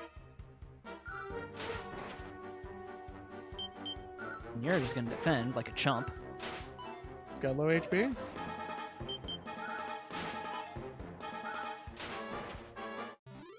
I'm about to say, it's doing work, but... Got the old razzle-dazzle. Hey, you did. Fuck. Alright, the Cobra Kings aren't so bad. The smog that's really gonna be the big worry. Yeah, the smog is the one that can actually hinder you being able to do things.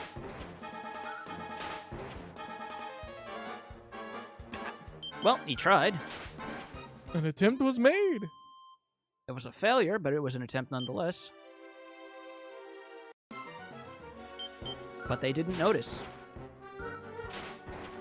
Yeah, something about the fucking trumpets in this makes me think of, like, old battle themes from, like, anime of the time this would have come out in, like, 87. Just a fucking... Yeah. Like, just something about the specific rhythm and sound that it's There's got. a name for that sort of beat. I imagine there is. There's a It's lot like of music bounce beat or terminology. some shit like that. It's actually probably one of my favorite names for a musical beat.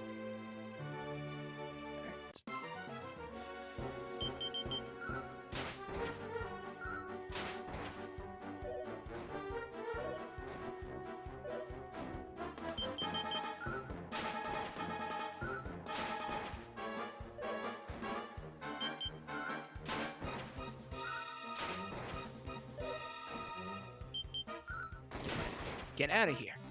Beat up the centipede, just fuck his ass up. Yeah, as you do. Fucking Full Metal Alchemist OP3 his ass. The one that never made it to America, where Alphonse literally rips the centipede in half. Oh my god.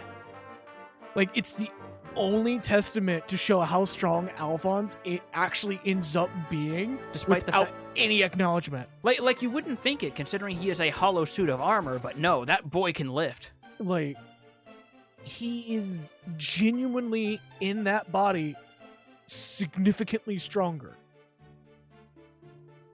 And, like, the only other acknowledgement you get of it, Yeah, it's just an item glow. Don't worry about it. yeah, it's fucking old school ass Chrono Trigger item glow. It's okay. Like doesn't it? Not only that, but after he, I don't want to say because it's a spoiler, but at least in the manga, after he sees a certain thing, he does get the ability to finally properly use alchemy without transmutation too, doesn't he? They even make a gag out of it of like Edward going, "Oh great, the one thing that's unique to me is now no longer so unique." Ow. Lost mirror. Put it in the pocket.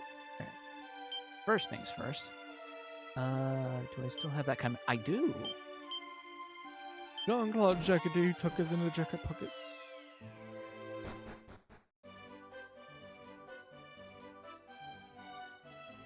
Where the puppy? There to Can puppy. you pet the dog? You cannot pet the dog. You can give the dog a mirror. Does that count? Oh, maybe. Let's find out. Pop that bad boy out. Mirror shatters into 1,000 tiny fragments, and with that, the curse is lifted.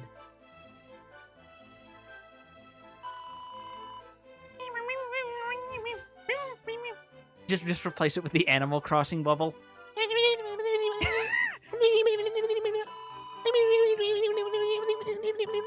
Yeah, exactly. All right, and we now have our third and final party member. That's the whole gang assembled. Yep. 3 is not a bad number for party members. You have you can balance out your roles pretty well with 3. Yeah, no. I personally prefer 4 party members, but 3 is also just as well. 4 is a nice and even number. 5 is outright. Side Eyes Etrian Odyssey. Oh no, that's like whole ass mechanic. Yeah, especially in 3. Didn't the developers also say they set it up in that specific way because with how many different unique things every party member can do. 6 made it so that you had too much coverage. 5 is just enough that you can be effective while still feeling like you might be missing 1 or 2 things. Yes and no. In 3, they kind of throw dirt at that sort of concept of you feel like you're missing things because you can. I believe it was 3. You could dual spec after a while, where you can have two or a character have 2 classes at once, and you can learn almost all the skill tree. And when I played 3, one of the biggest builds that I made that was just absolutely fucking OP was the Starcaller and Ninja combo, and it literally just turned into what if you duplicated the Black Mage of the party? Because ninjas could half their HP for a functional 6th party member that's a shadow clone. Oh, so sort of like how the Highlander and Untold 1 could consume HP to do like big hits. Correct, except you literally just get a clone of that character. Also, you hear that we've got new overworld music now that we have our full party. Oh, nice. That's actually a neat little flourish that you wouldn't expect from a game of this time, but here we are. It's actually one of my personal favorite world map themes because it's just such a jaunty little tune. It's just the journey actually begins. Exactly.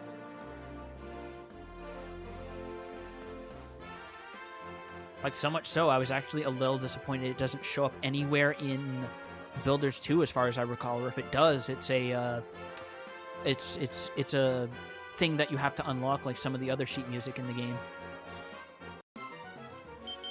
Battle music's still the same though, but that's about what you'd expect.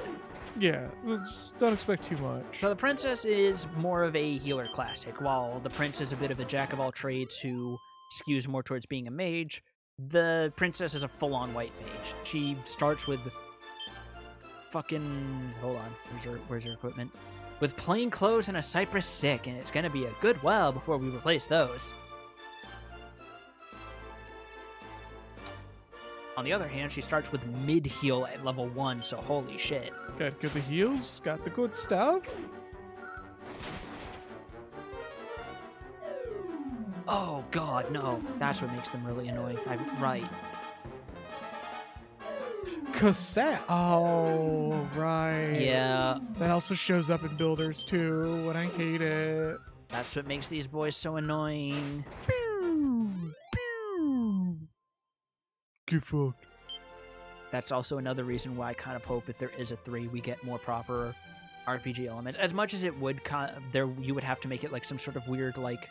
Be done. I'm trying to think of like how you would make integrate like a spell list system without it being too intrusive to like the more actiony combat. No, you know what you could do? Like make it a radial or something and assign it to a button press? No, do the old Elder Scrolls Morrowind leveling system where you just have a list of skills that you can just level up by just doing them. Acrobatics for jumping and all that shit. Hammersmith or whatever the fuck for mining and using your building. That might be a bit too complicated. Because the thing is, Dragon Quest is... You would be No, because here's the thing. Dragon Quest is always abided by complicated trying to be simple and approachable so that anyone can pick it up and engage with it. So doing something like that might be a bit too complicated for that MO. It sounds complicated, but I shit you not. Like, if you ever play Morrowind proper, you'll realize how, like, simple it actually is. It's been a while since I've played Morrowind, mostly because that would mean actually playing Morrowind. Morrowind's not bad. It's not great. It shows its age a lot. Oblivion definitely has definitely aged worse, but because Morrowind has like more interesting things you can do within it, but also, oh my god, your base travel speed and the sprinting mechanics. Gotta make that map feel large somehow. Yep. Even though you could literally jump from corner to corner with the Scroll of Incarian Flight. Also, levitation magic is a thing, and you can have that ready to go whenever. Just hook that shit onto a belt, and suddenly you can just be the airship. And it kind of breaks the game when you do that. It absolutely does. And their only way of... And they don't bother you too much other than the fact that, like, oh, if you do this, you have severed the thread of fate and you can't proceed in the main story, but you can still play the game. Oh, killing quest important NPCs, yeah. I mean, you could still beat the game. You just... like the severing the thread of fate, doing that doesn't actually make the game uncompletable. It just makes it nearly impossible to do because there's specific handles that are required to get certain things. And it's doable. The game's perfectly beatable. I've beaten Morrowind by killing one of the most important quest NPCs ever, and I just stumbled across the three key items that are required to beat the game. And you want to know how you get them? How? You kill the other NPCs. You know what? The item, like it unravels the game a little too much. Because the NPC that gives you the glove, they just have it on them regardless. It reveals that those characters were just holding out on you. They already had it made, so it's on their inventory. Nevik still already has the hammer. Or was it the hammer or the dagger? I don't remember. No, it's the hammer. Nevik has the hammer already. And you go to the last dwarf. He already has the glove, and you can still find the Oresite dagger in one of the ruins, just completely on accident. And you have everything you need to beat the game. Like, I shit you not. The last piece that you would need is a scroll of Nicarian flight, and that's it. You just bounce over the barrier and you just go shove your fist directly up Dagothar's ass. Yeah, in fact, it happens faster if you do ignore it. What's up, Becky? Hey, Becky. Like, that's one of my one of the reasons why I actually enjoy Morrowind is because there's nothing stopping you from actually beating the game, even when you kill the vital NPCs. The game just says, yeah, the story ends here until you get actually beat the game. It's doable. None of the dialogue will make sense. Because, like, Dagoth will sit there in front of his computer while browsing Twitter, look at you and going, oh, I was expecting Dunmer, but, I got Argonian. Trying to insist, no, it's fine. Some of my best friends are Argonians. You saw that too, didn't you? What makes that even funnier is knowing the lore of Morrowind specifically. It's so good. Because you know how they treat fucking Argonians, right? Poorly. There's a whole rebellion in ESO. No, you see the aftermath of it in Skyrim, and that's what makes it so fucking funny how depressed all the Dunmer NPCs are. Because they're like, I can't believe all the Argonians hated us. I thought we treated them so well. Like, flashback to, 200 years earlier or whatever the shit, and they're just... Flashback to literally the Black Marsh section of ESO, where you are part of that rebellion. If you pick Argonian, you get pulled into that rebellion. Alright. Like... No, I fuck with that.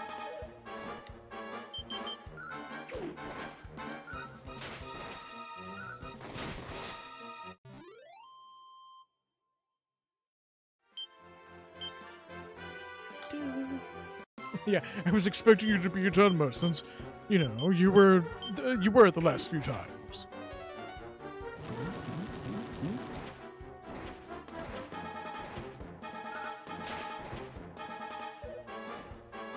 The fucking low tier guide, copy paste for Dagoth You are nothing to me, you Inwa.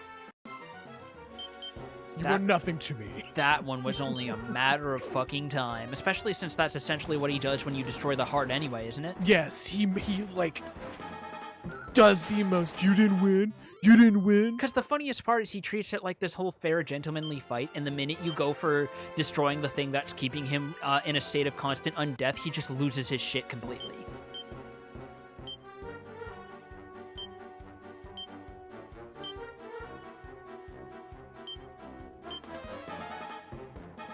God damn it.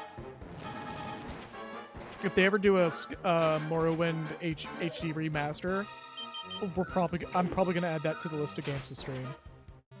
I don't know if I want to be there for that, but I might out of morbid curiosity. It's fucking... It is an experience. It is an experience. Like, the people who I'm imagining the party surrounding those little chonkers and doing the whole, oh shit, it's a rat! Yeah. Just like the fucking main hero lifts his hand up under, scoops one up, and goes, "You're my friend now. We're gonna have soft tacos later." The princess grabs one, walks all the way to the first castle, and just throws it at the king and just shouts, "Woe upon ye!"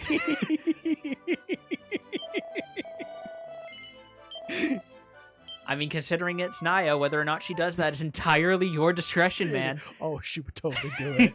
She'd walk up to any king that's just a piece of shit and go, "Woe, rats upon ye!"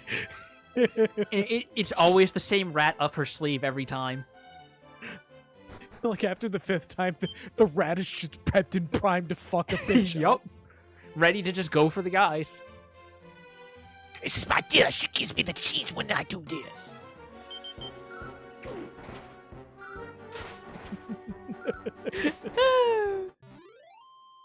Raiding the cannon here and now. There you go. Oh, Chimera Wing, that's handy.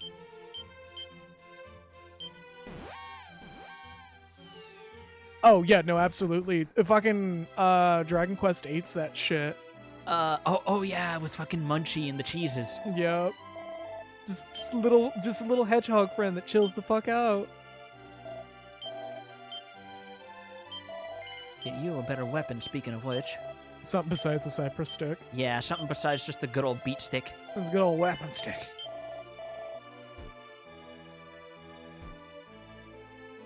Wanna keep going a little more till I have the money to get Nexus a iron spear, because that'll replace the chain sickle. It's not a stat stick. No. There's no stat sticks in the first 3 games, I believe. Yeah, I don't think there's any weapons that actively boost stats other than attack for a good while, if ever. Requires the poking stick. Oh, okay, they just step aside now. Yeah, no, that's just like how the trigger... Actually, hold on. There's another door here. But I don't have the right keys, so fuck it. What? Yeah, no, don't worry about it. We don't have the key. Hooray! Going in for the crystal hands treatment. 5 damage instead of 1.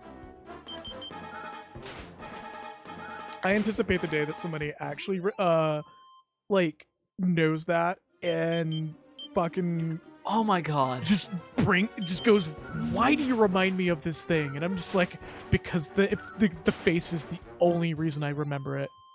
Every single time somebody's made a parody of the crystal hands treatment thing, it's always the same fucking face. It's never anything else. It's so fucking funny. Hold up, I gotta find it. I gotta show this to you. Alright. Let's prepare for this then. It's one of those things where, like, other people would call it cringe culture. I would call it endearing. Rat Skull turns tail and runs.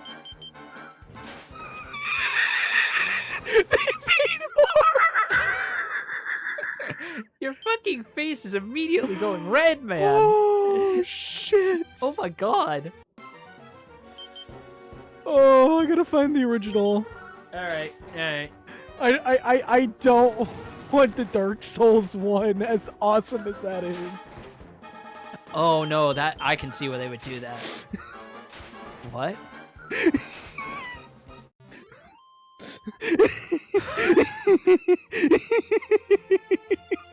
Is this just salad fingers for Zoomers? No, this is older than that. Really? This is around the time of Salad Fingers, actually. Okay, no, fair enough. Shit on my cornflakes. That's why I think it's so funny that somebody made a Dark Souls one with Steve the Scaleless. Oh my god!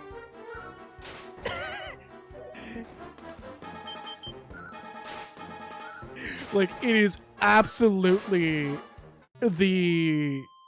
just the best. I'll share it in a chat. Give me a Yeah, moment. go ahead. I'll share the Dark Souls one because that one's more funny. Because like everyone's got like that one thing they fixate on, regardless of whether or not it's quote unquote relevant. Like I've got Grover House, you've got Crystal Hands. No, just Crystal Hands is a fairly recent resurgence of a thing. Like I reminded myself that it exists. Yeah. Send. Is it really denying me sending my own? Okay. There you go. Enjoy. It's not anymore. Those who know will know immediately upon seeing that. It's even funnier because it's the fucking it's the crystal undead shit. That's why it got me so much, because I saw Sieve the Scaleless and I'm just like, oh no, that one's perfect. It will never get better than that one. Yeah, no.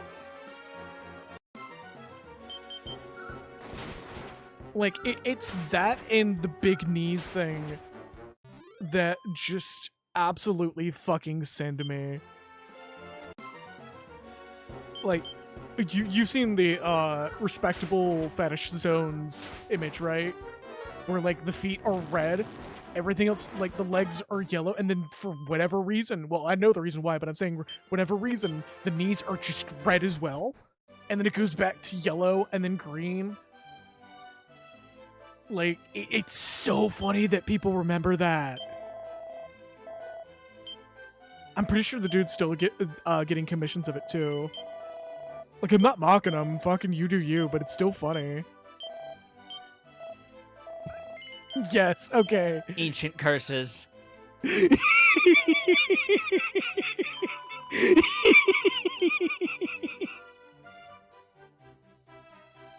Yeah, no, fucking make it your thing. That's like, I'm not knocking it. It's still, just don't be surprised if I just start laughing at it. Like, genuinely, my view of cringe culture is not negative. Like, it's people living it out. As long as they can take the fact that people are gonna be laughing at it a bit, the moment they get mean-spirited, they'll get the fuck out. Yeah, no, absolutely. Because, like, the thing that always made a lot of even early internet stuff fun, looking back on it, was just the uncontrolled enthusiasm of, even when it blew up in their faces, the fact that they genuinely believed in and wanted to do the thing they were doing, even at its absolute, admittedly stupidest and most bullshit, is what made it so great. Like, the reason Grover House works is because that guy genuinely believed with his whole ass what he was doing was smart, even though it really wasn't. Yeah.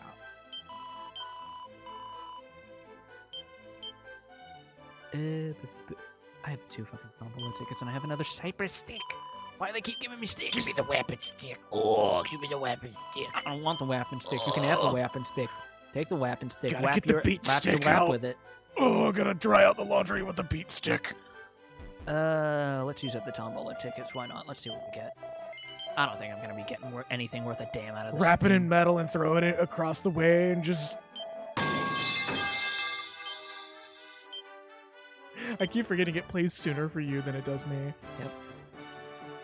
Does that get me anything? It's a sun, moon, and a star. The game really wants you to be in No. Cypress Hill. Silent Hill's other less talked about brother. Are you kidding me? Did you actually get the rarest thing? I don't think so. I think I got something. I mean, no shit, you got something. Medical herb. I literally could have sold that ticket for 53 coins. A medical herb costs 8. You got one more. No, do one more. Come on, do one more. Do one more. Do one more. What loss do you have? Just tap, tap, tap. All right, fine. Oh, right. I forgot I hit yes for the tutorial. Tap, tap, tap.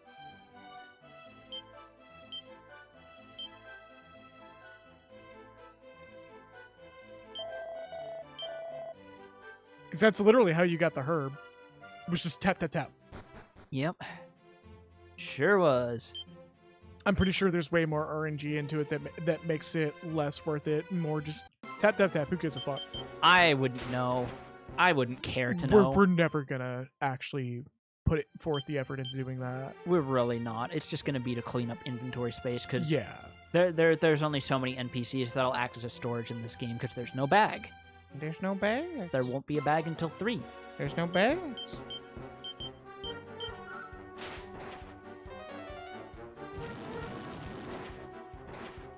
There's no bags. No bag. No bags. No bags. Let's get ourselves nice and built up. This entire playthrough of this game so far has been like 99% grind.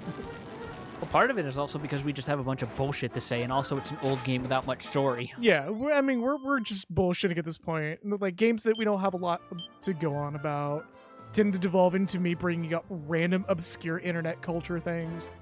Like, not even like stuff that was seen on something awful. The stuff that the people that I brought that up from refuse to put it on something awful for that exact reason. Yeah. Like the rough equivalent of how Ross Scott is able to just pull PC games out of the ether that never existed until he started talking about them. I can't wait until he brings up Enclave. I still can't believe he did a video on fucking Indigo Prophecy. Honestly, the fact that it reminded me that there was a lot more to the game than what we remember from like when the Super Best Friends played it. Yeah. And like I think fucking Grind talked about this, and I chimed in, is that seeing anyone other than the two best friends talk about David Cage games just gives you a fucking whiplash because you so strongly associate it with them. Mm-hmm. I need to go back and see their Detroit Become Human episode 0 and see how much of that turned out to be on the money in hindsight. Remember, guys, it's not about racism, as we immediately proceed to platform our game in order to profit off of the Black Lives Matter protests being at their apex. God. Yeah, you remember that they did that? I remember they did that. And they, like, during an interview, David Cage even insisted constantly that it's not about racism. It's like, dude, like, it would be a lot less fucking arbitrary. That ant just called for resources immediately after I killed one. But no one appears. But yeah, no, sorry. It would be so much less tonal whiplash if he didn't insist it so aggressively. Just so aggressively every time. Like, just it's okay. Just say it's about racism, just so it looks a little bit better. Just actually commit to having a straight message in one of your works for once in your fucking life. Especially the fucking I Have a Dream graffiti. Oh my god, that is the angriest I have ever heard Wooly be at a video game, ever. Just him going, fuck you! Just with his whole heart and chest. Man who normally loves racism upset at racism, we're at 11.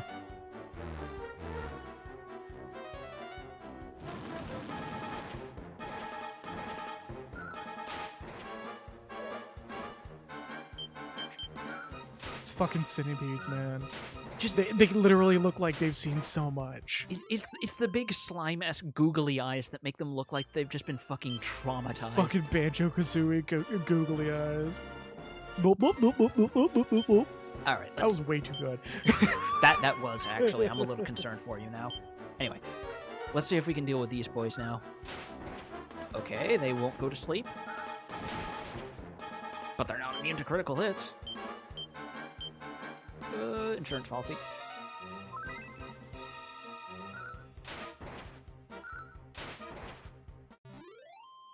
Okay. We can deal with them half decently. Yeah. Ooh, okay. Oh god, I brought up something that when I was talking to Piffle about a throwaway joke and why I should never be responsible for doing comics. I would have just recurring characters that are only funny to me constantly show up. Like the inconvenient Karma Witch. What? The inconvenient Karma Witch. She doesn't actually do anything. She just drinks the soda from your fridge, leaves the can on the table, and just leaves. She swears up and down something's gonna happen. She makes the motions like it's gonna happen, and just fucking nothing happens. Reminds me of fucking Gob from Arrested Development in that regard. I haven't seen that show in fucking forever. Holy shit. Holy shit, speaking of. Yeah, I haven't seen that show in years, actually, now that I think about that. That was her crying. I mean, it kind of is. That's what I was telling you to quiet down a little bit.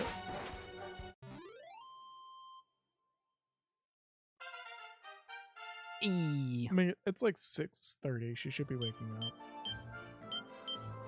God, I forgot how little actual gains you get out of level ups in this game. Look Small at that. numbers game. Small numbers game. Very small numbers, but hey, we finally got the zoom spell though. Zoom! Who got it? Nexus did. Ah. Which makes sense, because he's closer to the mage than the healer.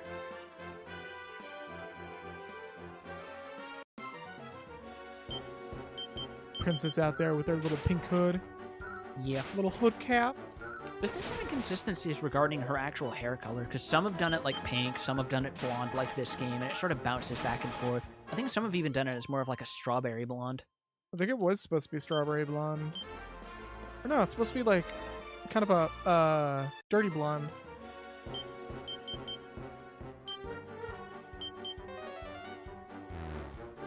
Okay, I got one of them. That's still something. E.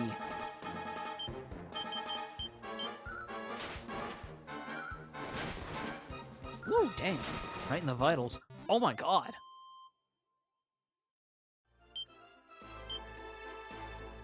What are the odds of critical hits in this game again? Like 1 in 64 or something? Some fucking arbitrary number. What's the next saying? I do be zooming. Yeah, you do.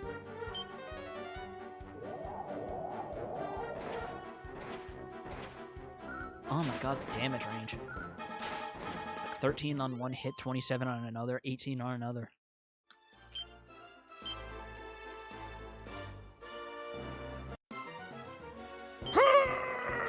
Squeeze that log out! Oh. Why are you making a face like I've seen in an H manga?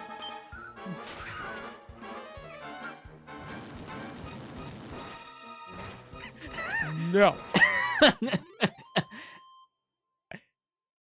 I love that that's all I needed to say to get a fucking reaction out of you.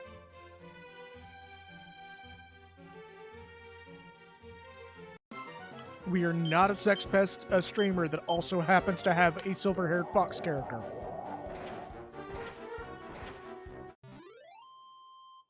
Yeah, there's another streamer that has a character eerily similar to mine.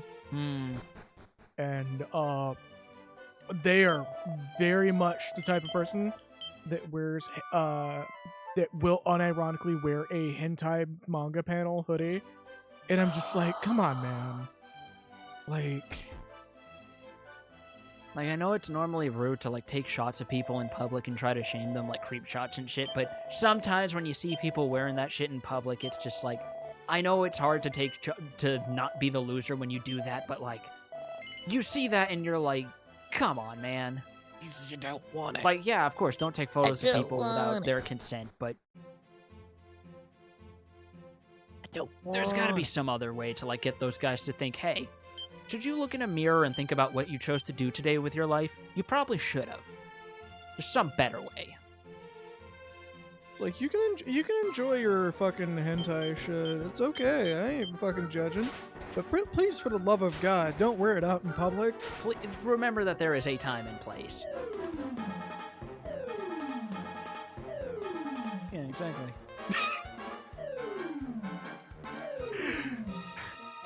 I'm just acknowledging a snore as, or just treating a snore as an acknowledgement. What else am I supposed to treat it as? I don't know.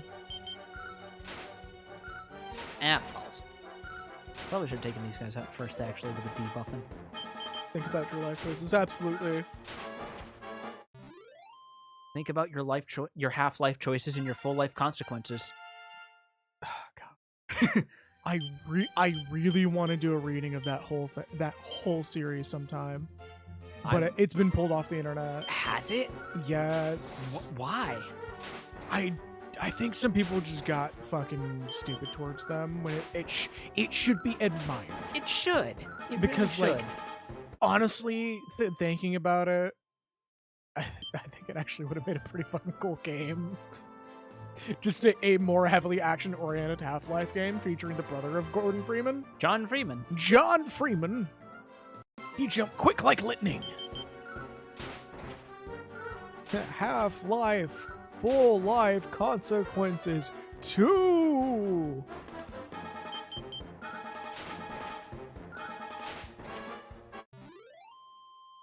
The amount of random potential cringe culture shit I brought up. What am I, fucking Oni NG? Jesus. No, because you don't get mad at people having pronouns in their bio. Oh.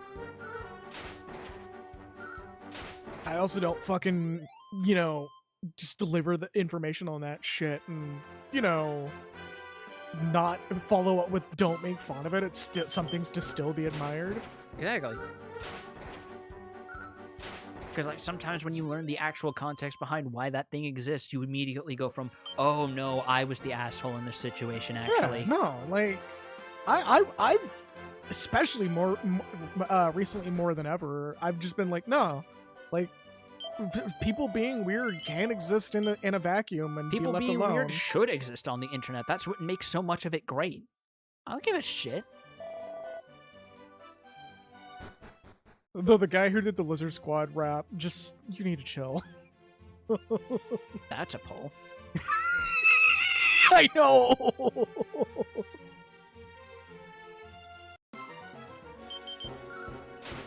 I don't want to. I don't want to break into quoting part of the song because it's really poorly aged. Yeah, you gotta be weird responsibly. Absolutely. Like visiting Vegas. Like just open the bad parts of the song and just go, we got the Lizard Squad.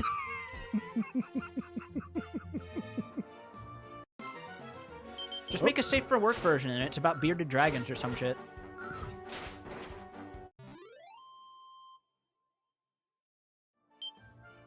Mists in the desert, apparently. Yeah, don't worry about it. Some wisps of smoke. It's a heat haze. It's a heat haze. Heat haze. There's a cast of shadow. Oh. Magi. Hold my hand. I have 2 thumbs.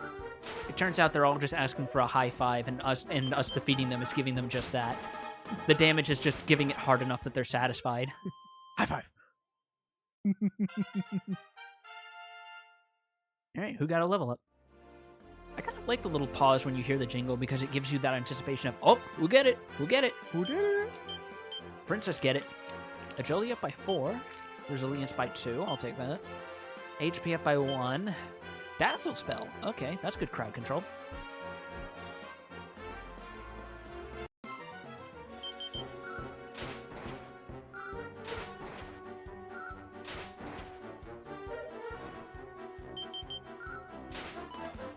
Come on. Come on, you bastard. I'm thinking about too much weird shit now. Because when I saw the rats, I just really wanted to say forever real.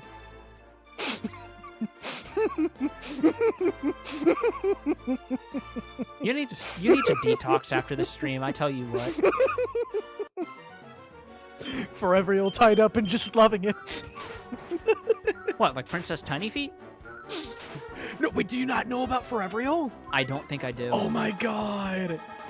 It is something that is absolutely, like, I believe it was confirmed to be just a really, really bad ambient high.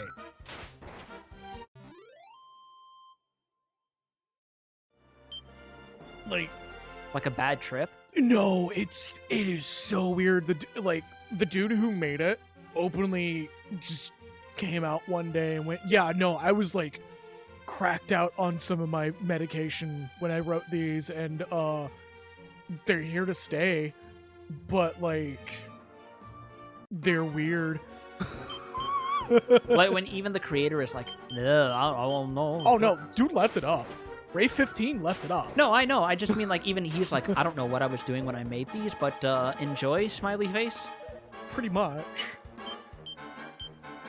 I almost want to pull it up and read it on stream. Actually, you know what? While we're grinding, it's not that bad.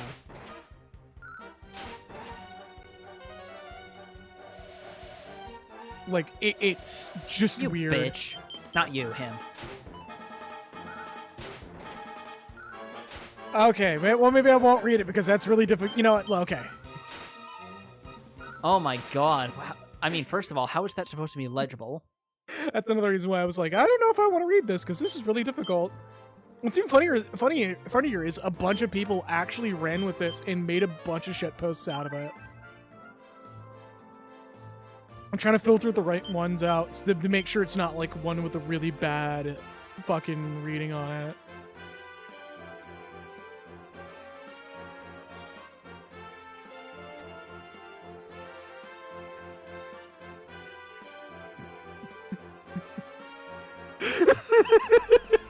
Okay, I'm gonna read one of the joke ones.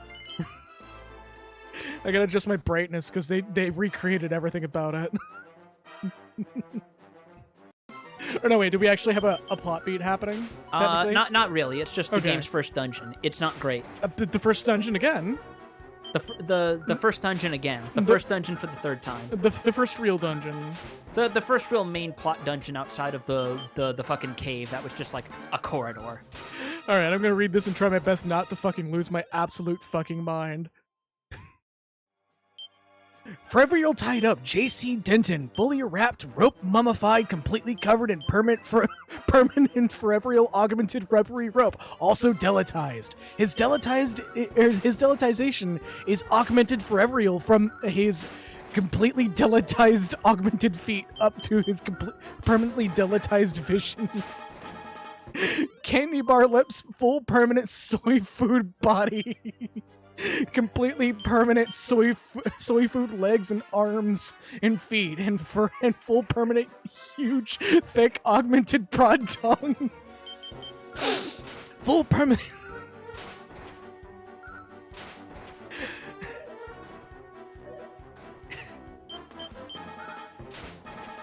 It's so difficult to read. It's so difficult to read. Like, it goes on for a bit, and somebody did a bunch of words. More or less what it is, it's just a Deus Ex word swap for it. And, like, you can tell the person who did that was definitely on something that may or may not have agreed with them and made them a little bit high. And, you know what? That can happen at times with medication, with trial and error. Yeah. But, definitely goes places.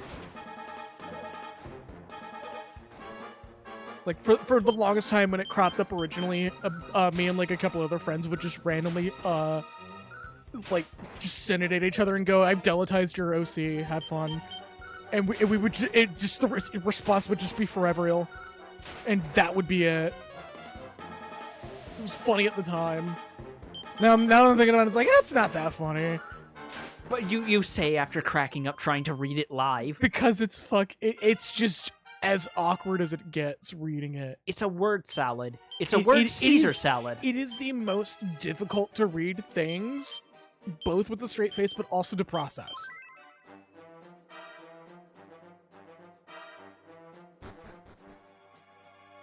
But if you do want to see read the full thing, it's on Know Your Meme. So if you really wanted to read it, like, it's there. There's plenty of them.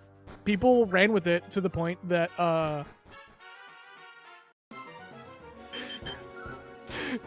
they made a large volume of these. An irrationally large volume.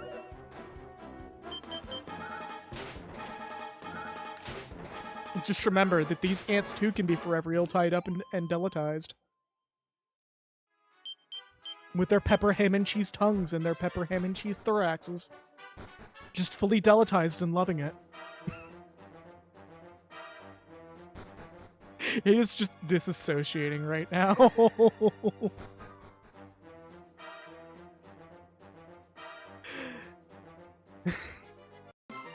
Again, I'm not making fun of the person who made it, honestly. Like, yeah, of course. It's just funny as fuck. Like, I've made my fair share of weird shit. To this day.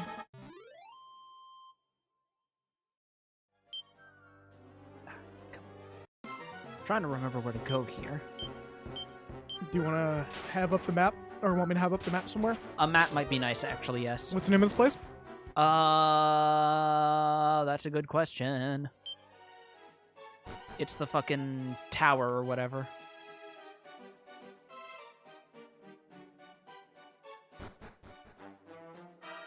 Tower of Wind? Yeah. Oh yeah, this is the one that you showed me as like, yeah, this is gonna be a thing. Yeah. There you go. All right. This is the right one, right? I believe so. Yeah. Yeah, because you're at marker 3.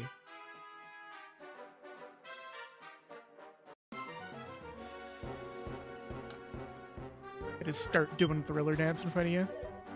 I wouldn't be surprised if they would actually throw something like that in there with the game with a serious sense of humor if it wasn't for like copyright Fucking Dragon Quest 2 didn't even fucking, or not Dragon Quest 2, SMT2 didn't even shy away from it. Yeah, but that was also in the 90s and that game never got localized. Which is unfortunate. Yeah, because it's like some aspects of the gameplay age poorly, but it's a pretty damn good game nonetheless. Okay, so start.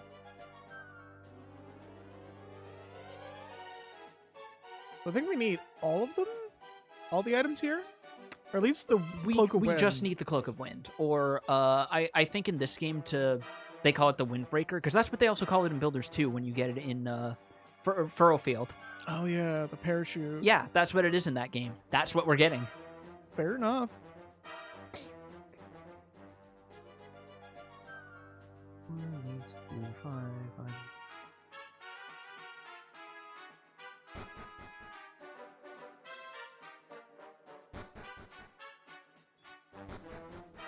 The mic just pop?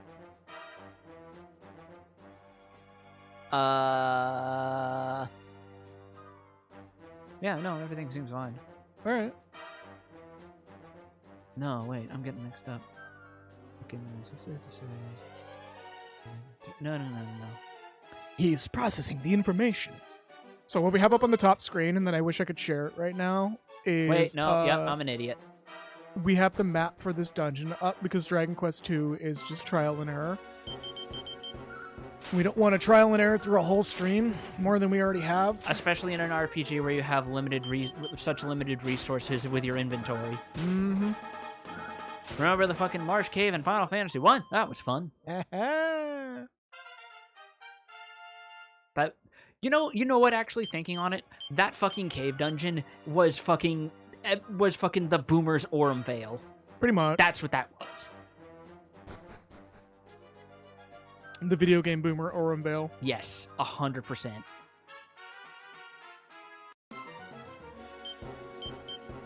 Oh shit, a rat!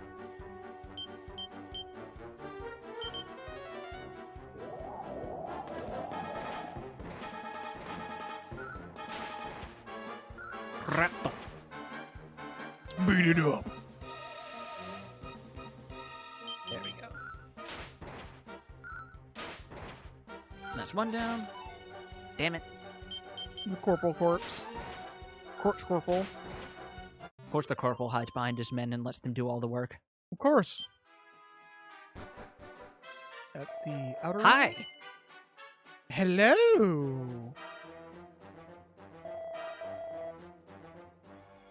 Alright. He's just telling you that you're encroaching on the edge, right? He is literally telling you that you fall off the ledge if you walk over. He's just here to remind you. Oh, alright.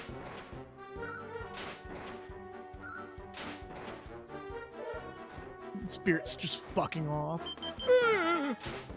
Oh, oh, oh. What do you call a plural of spirits, anyway? A Halloween? A parliament. Yeah, that too. They're only there when you don't need them.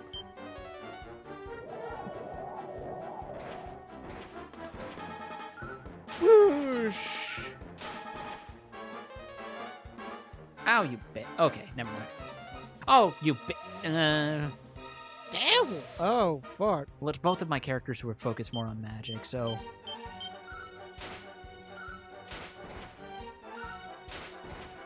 Beat him up. You have just sat there defending this whole fight, sir. And he's just been like, oh, y'all got this. No, they don't. And no, you don't either, for that matter. Oh, he did. He did. Oh, he died. One. MP by What's the 2. wizard ring for? Is that the MP recovery thing, or is that something else? I think that might be the old name for Dirty rat. dirty rats. Dirty rats. So dirty they're red instead of blue. Yeah, I think Wizard Ring is just the old name of what we know in the more modern Dragon Quest games as the Prayer Ring. That's the thing that like you use it as an item and it recovers your MP, but it has a chance to break. The one-time thing ever. We use it once and it's just immediately broken. That can happen, I believe, which is the worst part, because again, that's the only way you can restore MP in this game with consumables. You gotta watch experimental herbs. Alright, so I want to go up here. Careful. Dirty rat. I'm so glad at some point dungeon designers decided to make their precarious towers OSHA compliant. It's handrails everywhere. Handrails, guardrails, stair rails. This tower was built by the dwarves in Dwarf Fortress. I can believe it. Fun fact, by the way, this dungeon might be radically changed. This still shows up as an area in Builders 2 as well, because it takes place in this particular region. This is where you went to get one of those gems for the Kazapple Tower. That's right.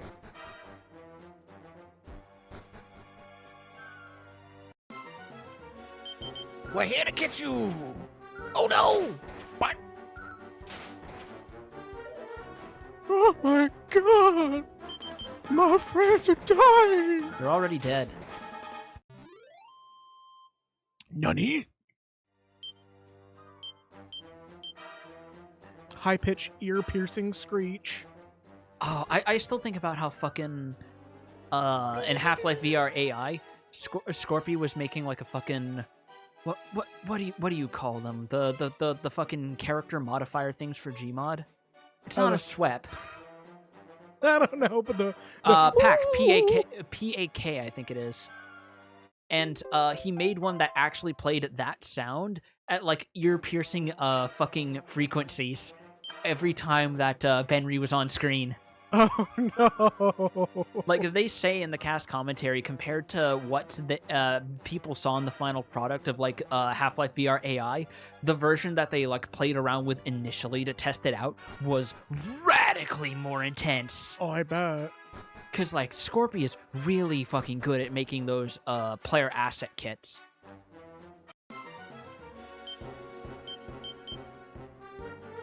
This is the fucking dot stream.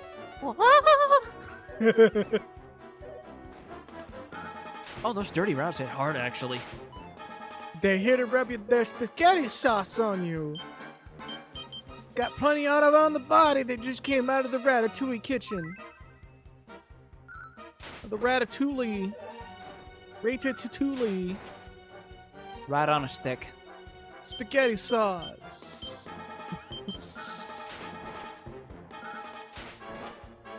I'm getting tired. I'm just acting delirious.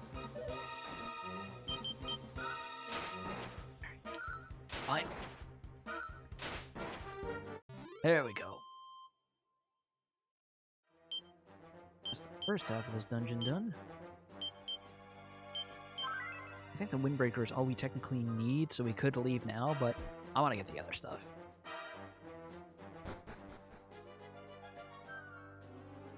I think it's like the Wizard Ring and 350. I think you got the Medical Herb already. You just gotta get the 350 Yeah, and the Wizard Ring, if you even want to bother with that. I do, because those things are hard to come by, because guess what the only other method of getting them is? The Tombola. It's time to wake up. 6:49.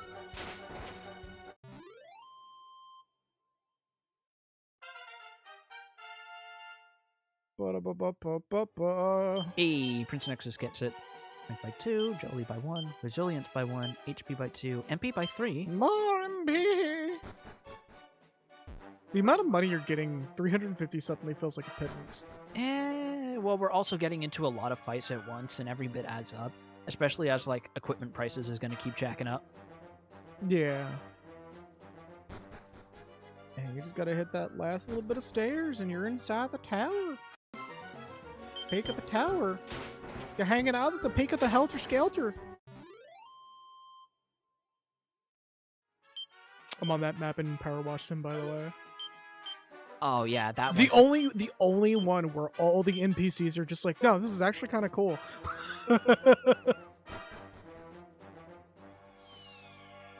And off you go. Fucking gust of wind caught you too, apparently. Goddamn. Yeah, don't worry about it. All right, so zoom over to Moonahan, and let's rest up and recharge. You're just walking through the town and some dude with a hammer just walks past and you're like, huh. Wonder where that person's going. Are they gonna wake up in a hole again? I'm glad we made an extension of the Builders College from Cantlin over here. Right? Okay, you're the item shop. I thought we could deposit items. I genuinely want to see a reboot of both 1 and 2 where they just acknowledge that Builders is canonical. Imagine if they did that in fucking imagine if they did that in Dragon Quest 3 HD2D though. Oh god, That would be the place to do it. sneak in a Dragon Quest Builders reference. Yep. I hope they do it. Oh, I didn't realize we could buy armor. We've been oh, that explains why enemies have been hitting a little hard. Just buy a bunch of full plate. 99 eye drops. Let's go. Listen here, you little shit.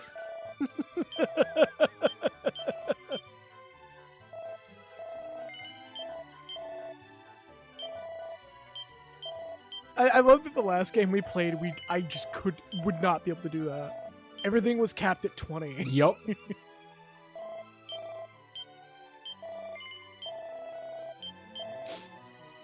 Let's see, what else can we buy? Whilst thouest. Thouest. Yeah. Steel Shield's like 6 points of defense extra for a shitload of money. I don't know if I can afford that, so... Lumba Thowis. Just chilling out with a Divine Dagger, huh? That's all she can equip right now. Just a little bit of a holy bread knife. Yeah, don't worry about it. We'll have better at the next town. Just a cut of the Jesus bread. Yeah, exactly. Everyone keeps insisting it's white bread, but it's actually rye. Alright, we're probably gonna wrap. If you feel like this is a good point to wrap up, we can. I could go a bit longer. How about you? I mean, I can. It's just, we gotta be mindful.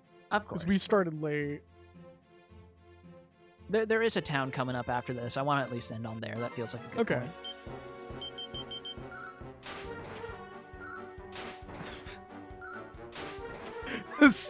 The centipede. A crust of meat, could you please? Oh my god!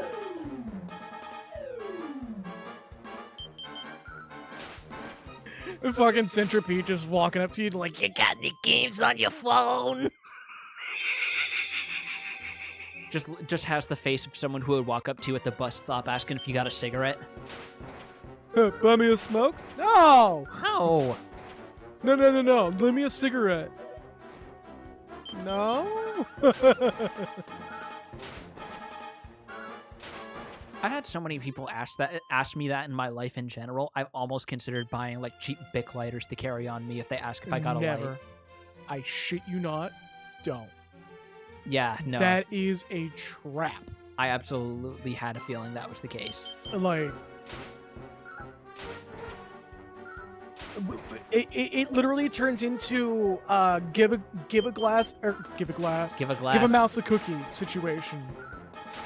Like, there is literally a super mega podcast story where they have this weird cracked up homeless person that just used to live outside their house. And it was all because of one lending of a cigarette.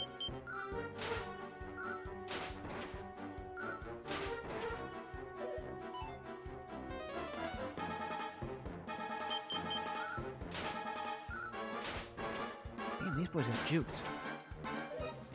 Well, no, I guess they're made of fucking smoke. Of course they would be evasive. Yeah, I was about to say, they're literally just coming at you like monsoon. Swing your weapon, and sometimes they just split in half. And they're just like, Ooh, the memes. Damn, already? Okay. Bubble slimes. Okay. Lightly aerated for your pleasure. Just have a sip and it'll go down nicely.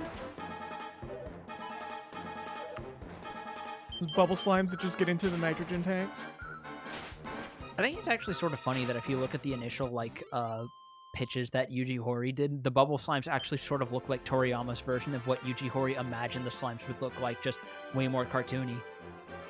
Because the story goes, when Yuji Horii sent an example of what he meant for, like, drawing slimes in an RPG, he sent, like, an actual pile of goop with the vague indents of what could be seen as a face, like what you expect. Oh, that's terrifying. And what Toriyama sent, and what Toriyama sent back was the classic teardrop design, just pink instead of blue.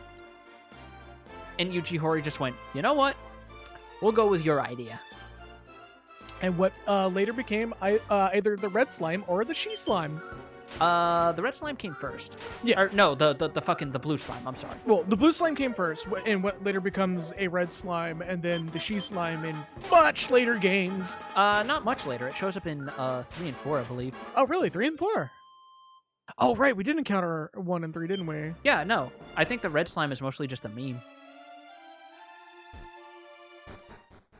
The stronger slime. The best slimes possible, the ones that stack into the Slime King. Oh, yeah. I think they start doing that in 4, I believe. I believe they can do it in 3 as well. They might. I don't It's know if we ever very triggered rare. it. I recall that being a thing in 3 and getting mentioned in other games as well, that was a thing in 3. Okay, so you see where our little pen is? You see Yeah, I see it. that next pink dot up ahead past that desert?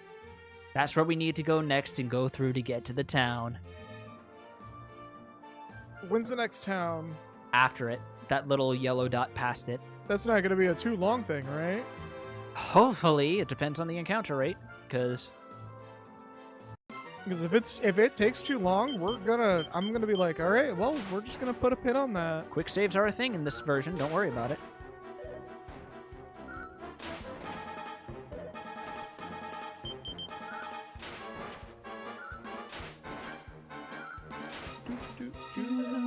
Bow, bow. Oh my god! Oh no! Yeah, you see that? She just cast a twister on your ass.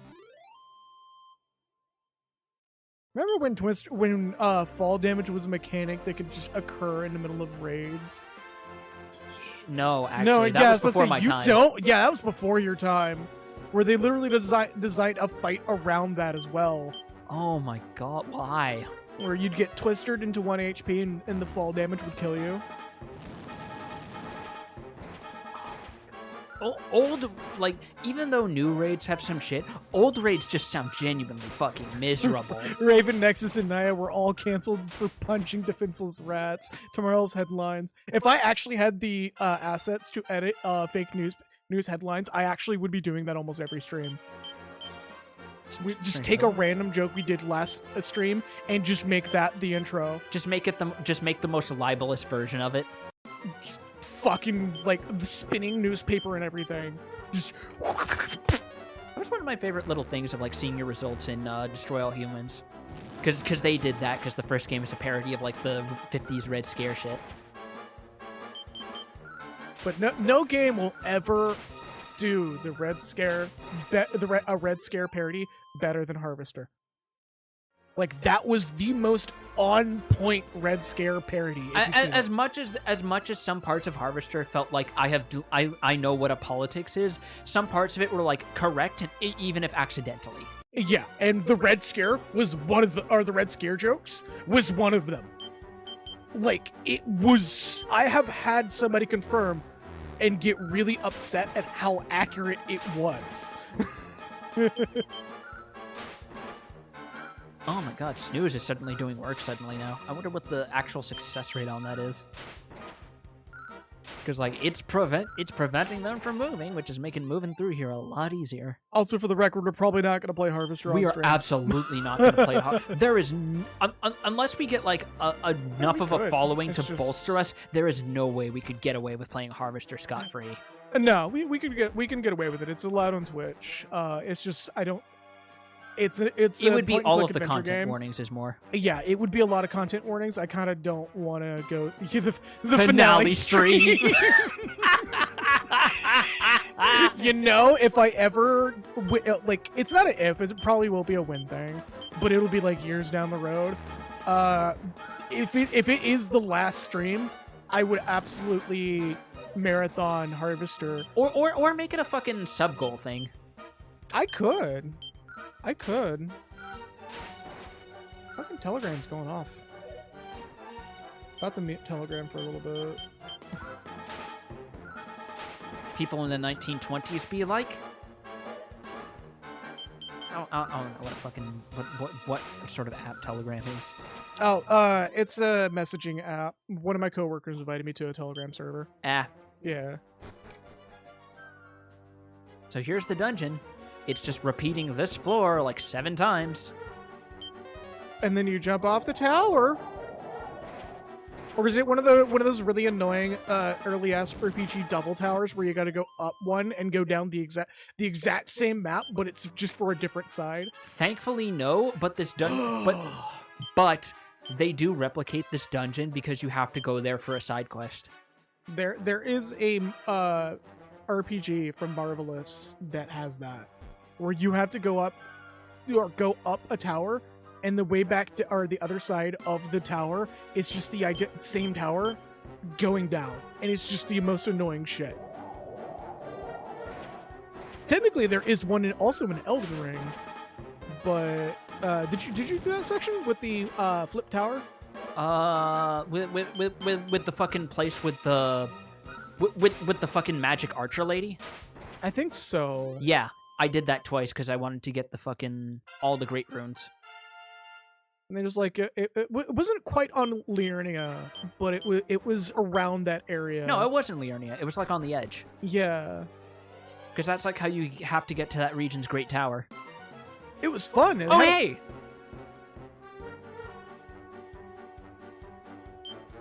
Okay. Remember this enemy? The design that was so baller they turned it into a boss fight in Builders 2. Yeah, I was like, yo, wait, what? I was expecting this as a boss, not a fucking common enemy. Remember, this is ye olden days. Boss fights were super rare. Fair enough. I mean, these guys might as well be bosses. They're pretty tanky. I fucking love them because the snakes are just living that shit up. They're like, yeah. Tangdusa. They get a lot of experience, actually. Level 15. Fucking yucking it up. Great antidotal herb, I'll take it. Oh, it's the rare chest. Oh, they got a staff. Yeah, they have staves now. Hey, look, it's the Chapter 1 disciple. Oh my god, you're right. The one that literally the Dragon Quest Builders 2 spoilers. Well, it has it. Well, he had a different color palette, but yeah, you're thinking of Pastor Al. Pastor Al or Pastor Alphonse. Depending on your localization, it was Alphonse. Because if you say his name really fast, it sounds like pastoral. Yep. He found the holder for his J.O. crystal. He just rubs it and it starts growing.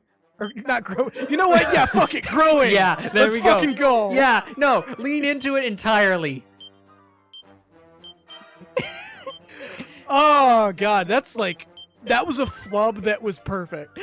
That was one of the best flubs I've had in a while. That is up there with Holly accidentally fucking up her intended line delivery in Half-Life VR AI and saying, "Look, Gordon, we made it black into back Mesa," and not missing a beat. And, that is another one. Like, my former boss at work today had an equally great flub where they were talking about the Celeron processor, but he typoed it as celery, so it was just celery processor. It was so fucking good. Oh my. Those who know computer it's shit, good. No, that's a good Celeron name because if it's called a celery processor, that's really good at crunching down bits of code. No, it's not. The Celeron processors suck ass. Okay, fair enough. So it's like Cyrex 2. Yeah. Yep, yeah, no, that's a good call. Hydrate. My throat is a little bit...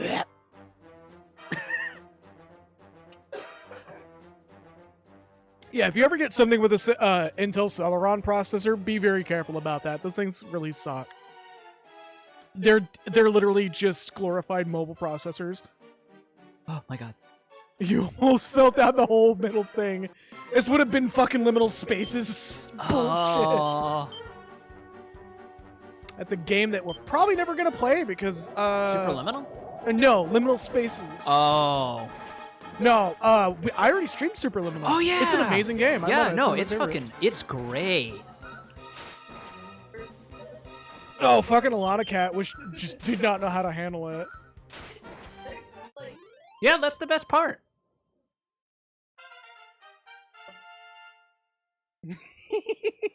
I'm sure there's a vomit on your controller any percent texture run. It's like that in Stanley Parable, where it's like part of the meta narrative to be just weird. Oh my god, that's right. I got the Ultra Deluxe Edition, but I still haven't played it.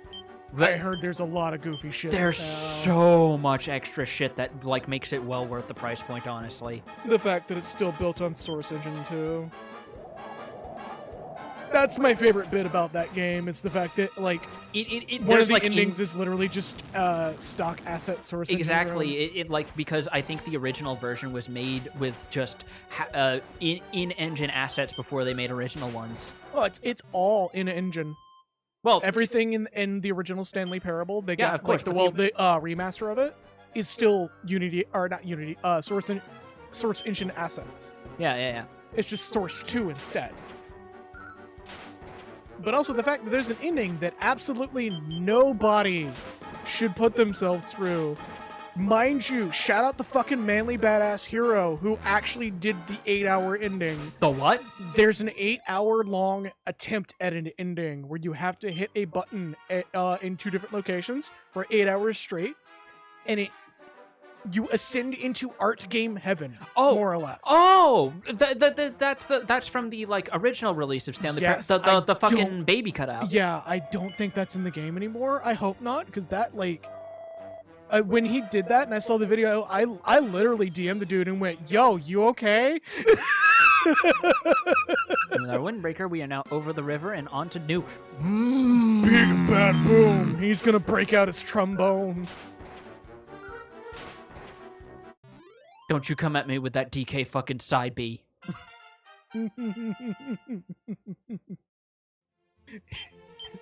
Bad Boom's ultimatum. So what's it gonna be?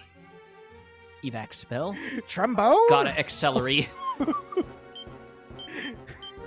Trombone or boots? Or no, how did that go? There's a Grinch's Ultimatum alternate of for Trombone Hero.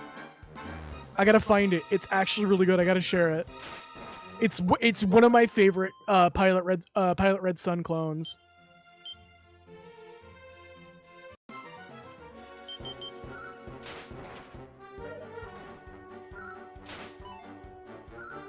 Because like it's all custom assets.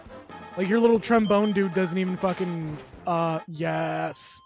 Trombone champ. Sakerlaton. Okay, I'm gonna share it in chat. Like genuinely enjoy this whenever y'all can. There we go. You know, I'll actually DM it to you as well. Yeah, no, It's go ahead. so good. I'm sure it'll mildly traumatize me like most other things you like to talk about so much. Don't worry about it. I'm used to it at this point. I'm also a bit of a Pilot Red Sun fan. Because dude can make some fucking music. Okay, we got a wizard staff in stock. Boom! That'd be a nice bump up. Boom! Steel shield. Cloak of evasion. Hey, that's always handy. Boom!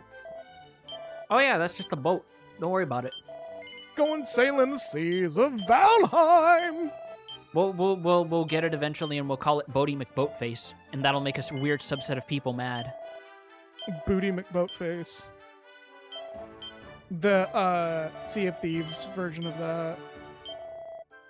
They fucking the studio that does Sea of Thieves, like, they love pissing off that subset of people. Really? There's apparently an overlap with people who hate Bodie McBoatface, that also hate that the devs removed the PvP arena. from the game. Really? Yeah.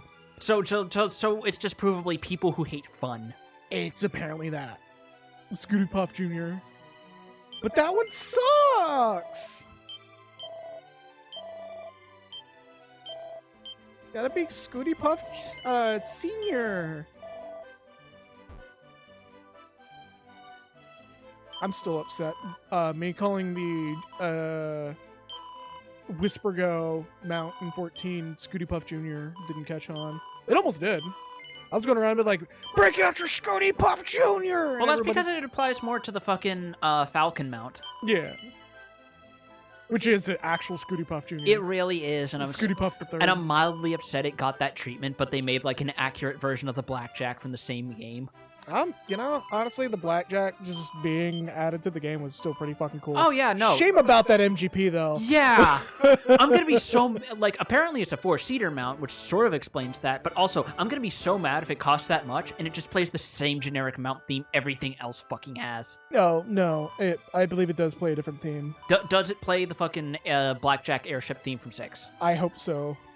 We need to prove that because otherwise, it's not worth the fucking price point to me. I mean, how would we? Who has it? Someone has to. Someone's got to have a bunch saved up from like Make It Rain because they got everything. They've like no life the game since ARR. I don't fucking know. I don't know. You can get up in the millions pretty easily if you actually put your nose to the grind wheel. I guess so because it's easy to get the like tickets from doing Like command missions that boost your MGP you earn by like 15%. It's a month straight of doing as many gates as possible and actually succeeding in specific ones at a specific time. Yeah. A lot of people actually go for those mounts during the Make It Rain event.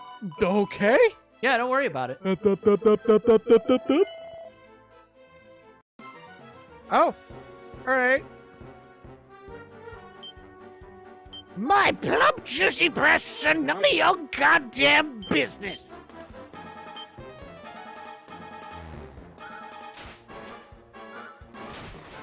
Damn, son. Okay. The second part of that joke line is not going to be uttered on the stream.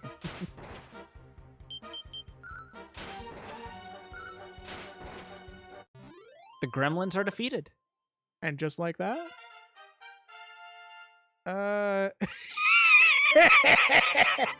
well, I mean, if Parn would actually show up the stream, we would ask him. Yeah, I'm calling him out.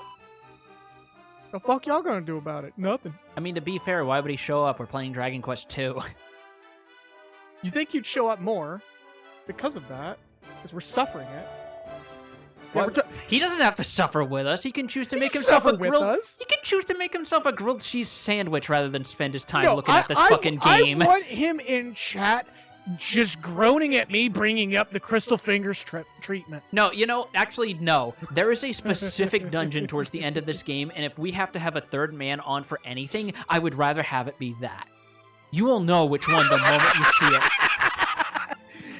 No, we're at the tail end of the stream, actually. Yeah, no, fair enough. Well, I think now that we've got a boat, we can just, like, safely call it. I want to hear that boat theme. Once we're out. Hold on a minute, though. Hi. What? Yeah, no, don't worry about it. This dude lost his cargo. Alright, bye. Oh, I was actually going to be upset if that was all the boat was for. Okay. And there's your boat music. Ugh. Actually, do we want to call it here? Because there's one more little thing I want to show that's admittedly kind of fucking hilarious from a development standpoint. Yeah, just do it real quick. It actually requires getting to a specific place, but...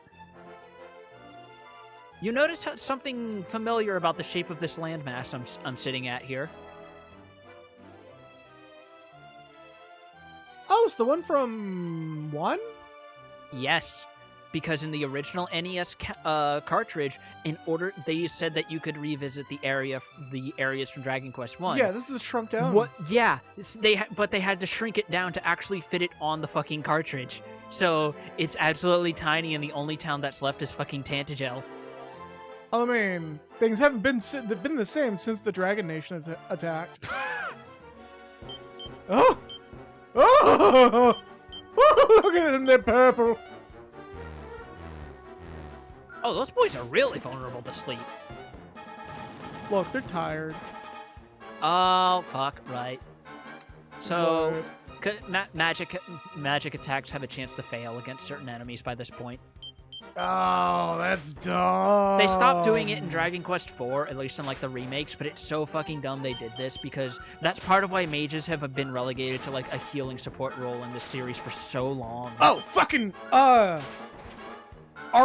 do you want to do Power Wash before or after, the Midgard DLC drops? After. I want to do that after because I need to see what the fuck they add. Like, obviously we're gonna do the Power Wash, when Midgard DLC drops then. Yes, abso-fucking, because I need to see how they handle it and if it's just like I would be happy if it's just like they took assets from 7 Remake and like dirtied it up in the engine if it's if they're even compatible. If I get to fucking Power Wash any part of Midgard, I will be happy.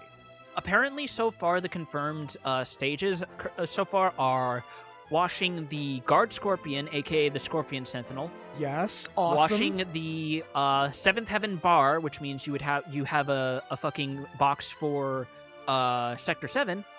And the preview image that's on the banner for the DLC itself is cleaning off Cloud's Hardy Daytona bike. Yup. So those are the ones that are presently confirmed. There may be more, given the scale of the Tomb Raider one. Yeah, it's like let's say 10 hours. if the Tomb Raider DLC is any indication, I'm pretty sure they're gonna go above and beyond. Because, like, apparently Nomura is wanting this too. Really? That's actually super gratifying. Because, like, if it, like, you know what's a stage that I hope happens on top of those? There has to be at least one stage set in somewhere in the fucking Shinra building. Either that, or one thing that desperately needs to happen because they keep joking about it. You cleaning the orbital station in Deep Rock Galactic. It needs to fucking happen. With the fucking Twitter beef that Deep Rock Galactic and Power Wash Sim had, that needs to fucking happen. Twitter beef my ass. They're fucking having a romance right now. They entered the romance arc. Oh, you mean like Angry Birds and Cult of the Lamb? I forgot about that. It all started with a Duolingo beef and turned into fucking okay, real fucking talk.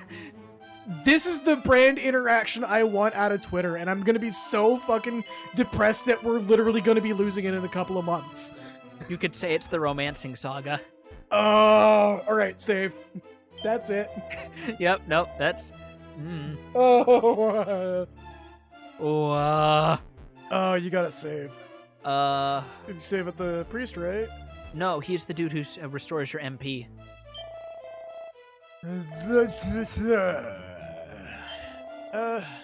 Okay, we save here. I was about to say, this is like the dude? Now we save at churches in this one for some reason.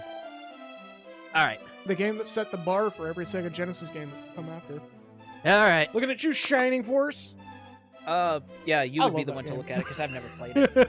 I didn't know any Sega systems growing up. It's a fun fucking game. Anyways, and with that... Ugh. Ugh. Oh,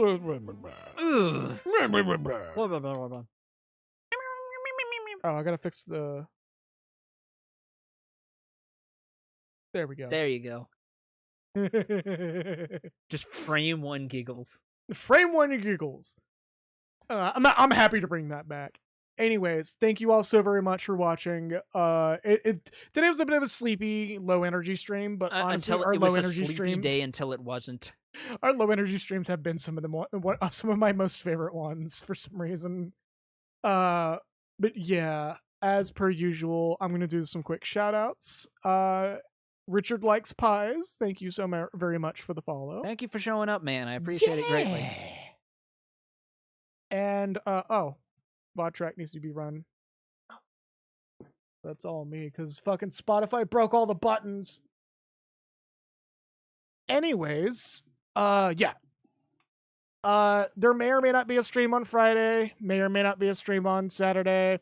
Sunday is more than likely going to be a stream regardless of if Friday or Saturday happens. And it would just be more Pizza Tower all weekend if I stream it all. If I stream more than one day, it will just be more Pizza Tower. because that game's fucking good. It is irrationally good. It does not need to be as good as it is. Pizza Tower is so fucking good. Go buy Pizza Tower. Give them a reason to be happy. Not that they don't have a reason to be happy already, but go buy Pizza Tower. It's such a good game. If you like Wario Land, go buy Pizza Tower. It's so good. It was cooking for 5 years. It better be tasty. Pardon. Last fucking second, motherfucker.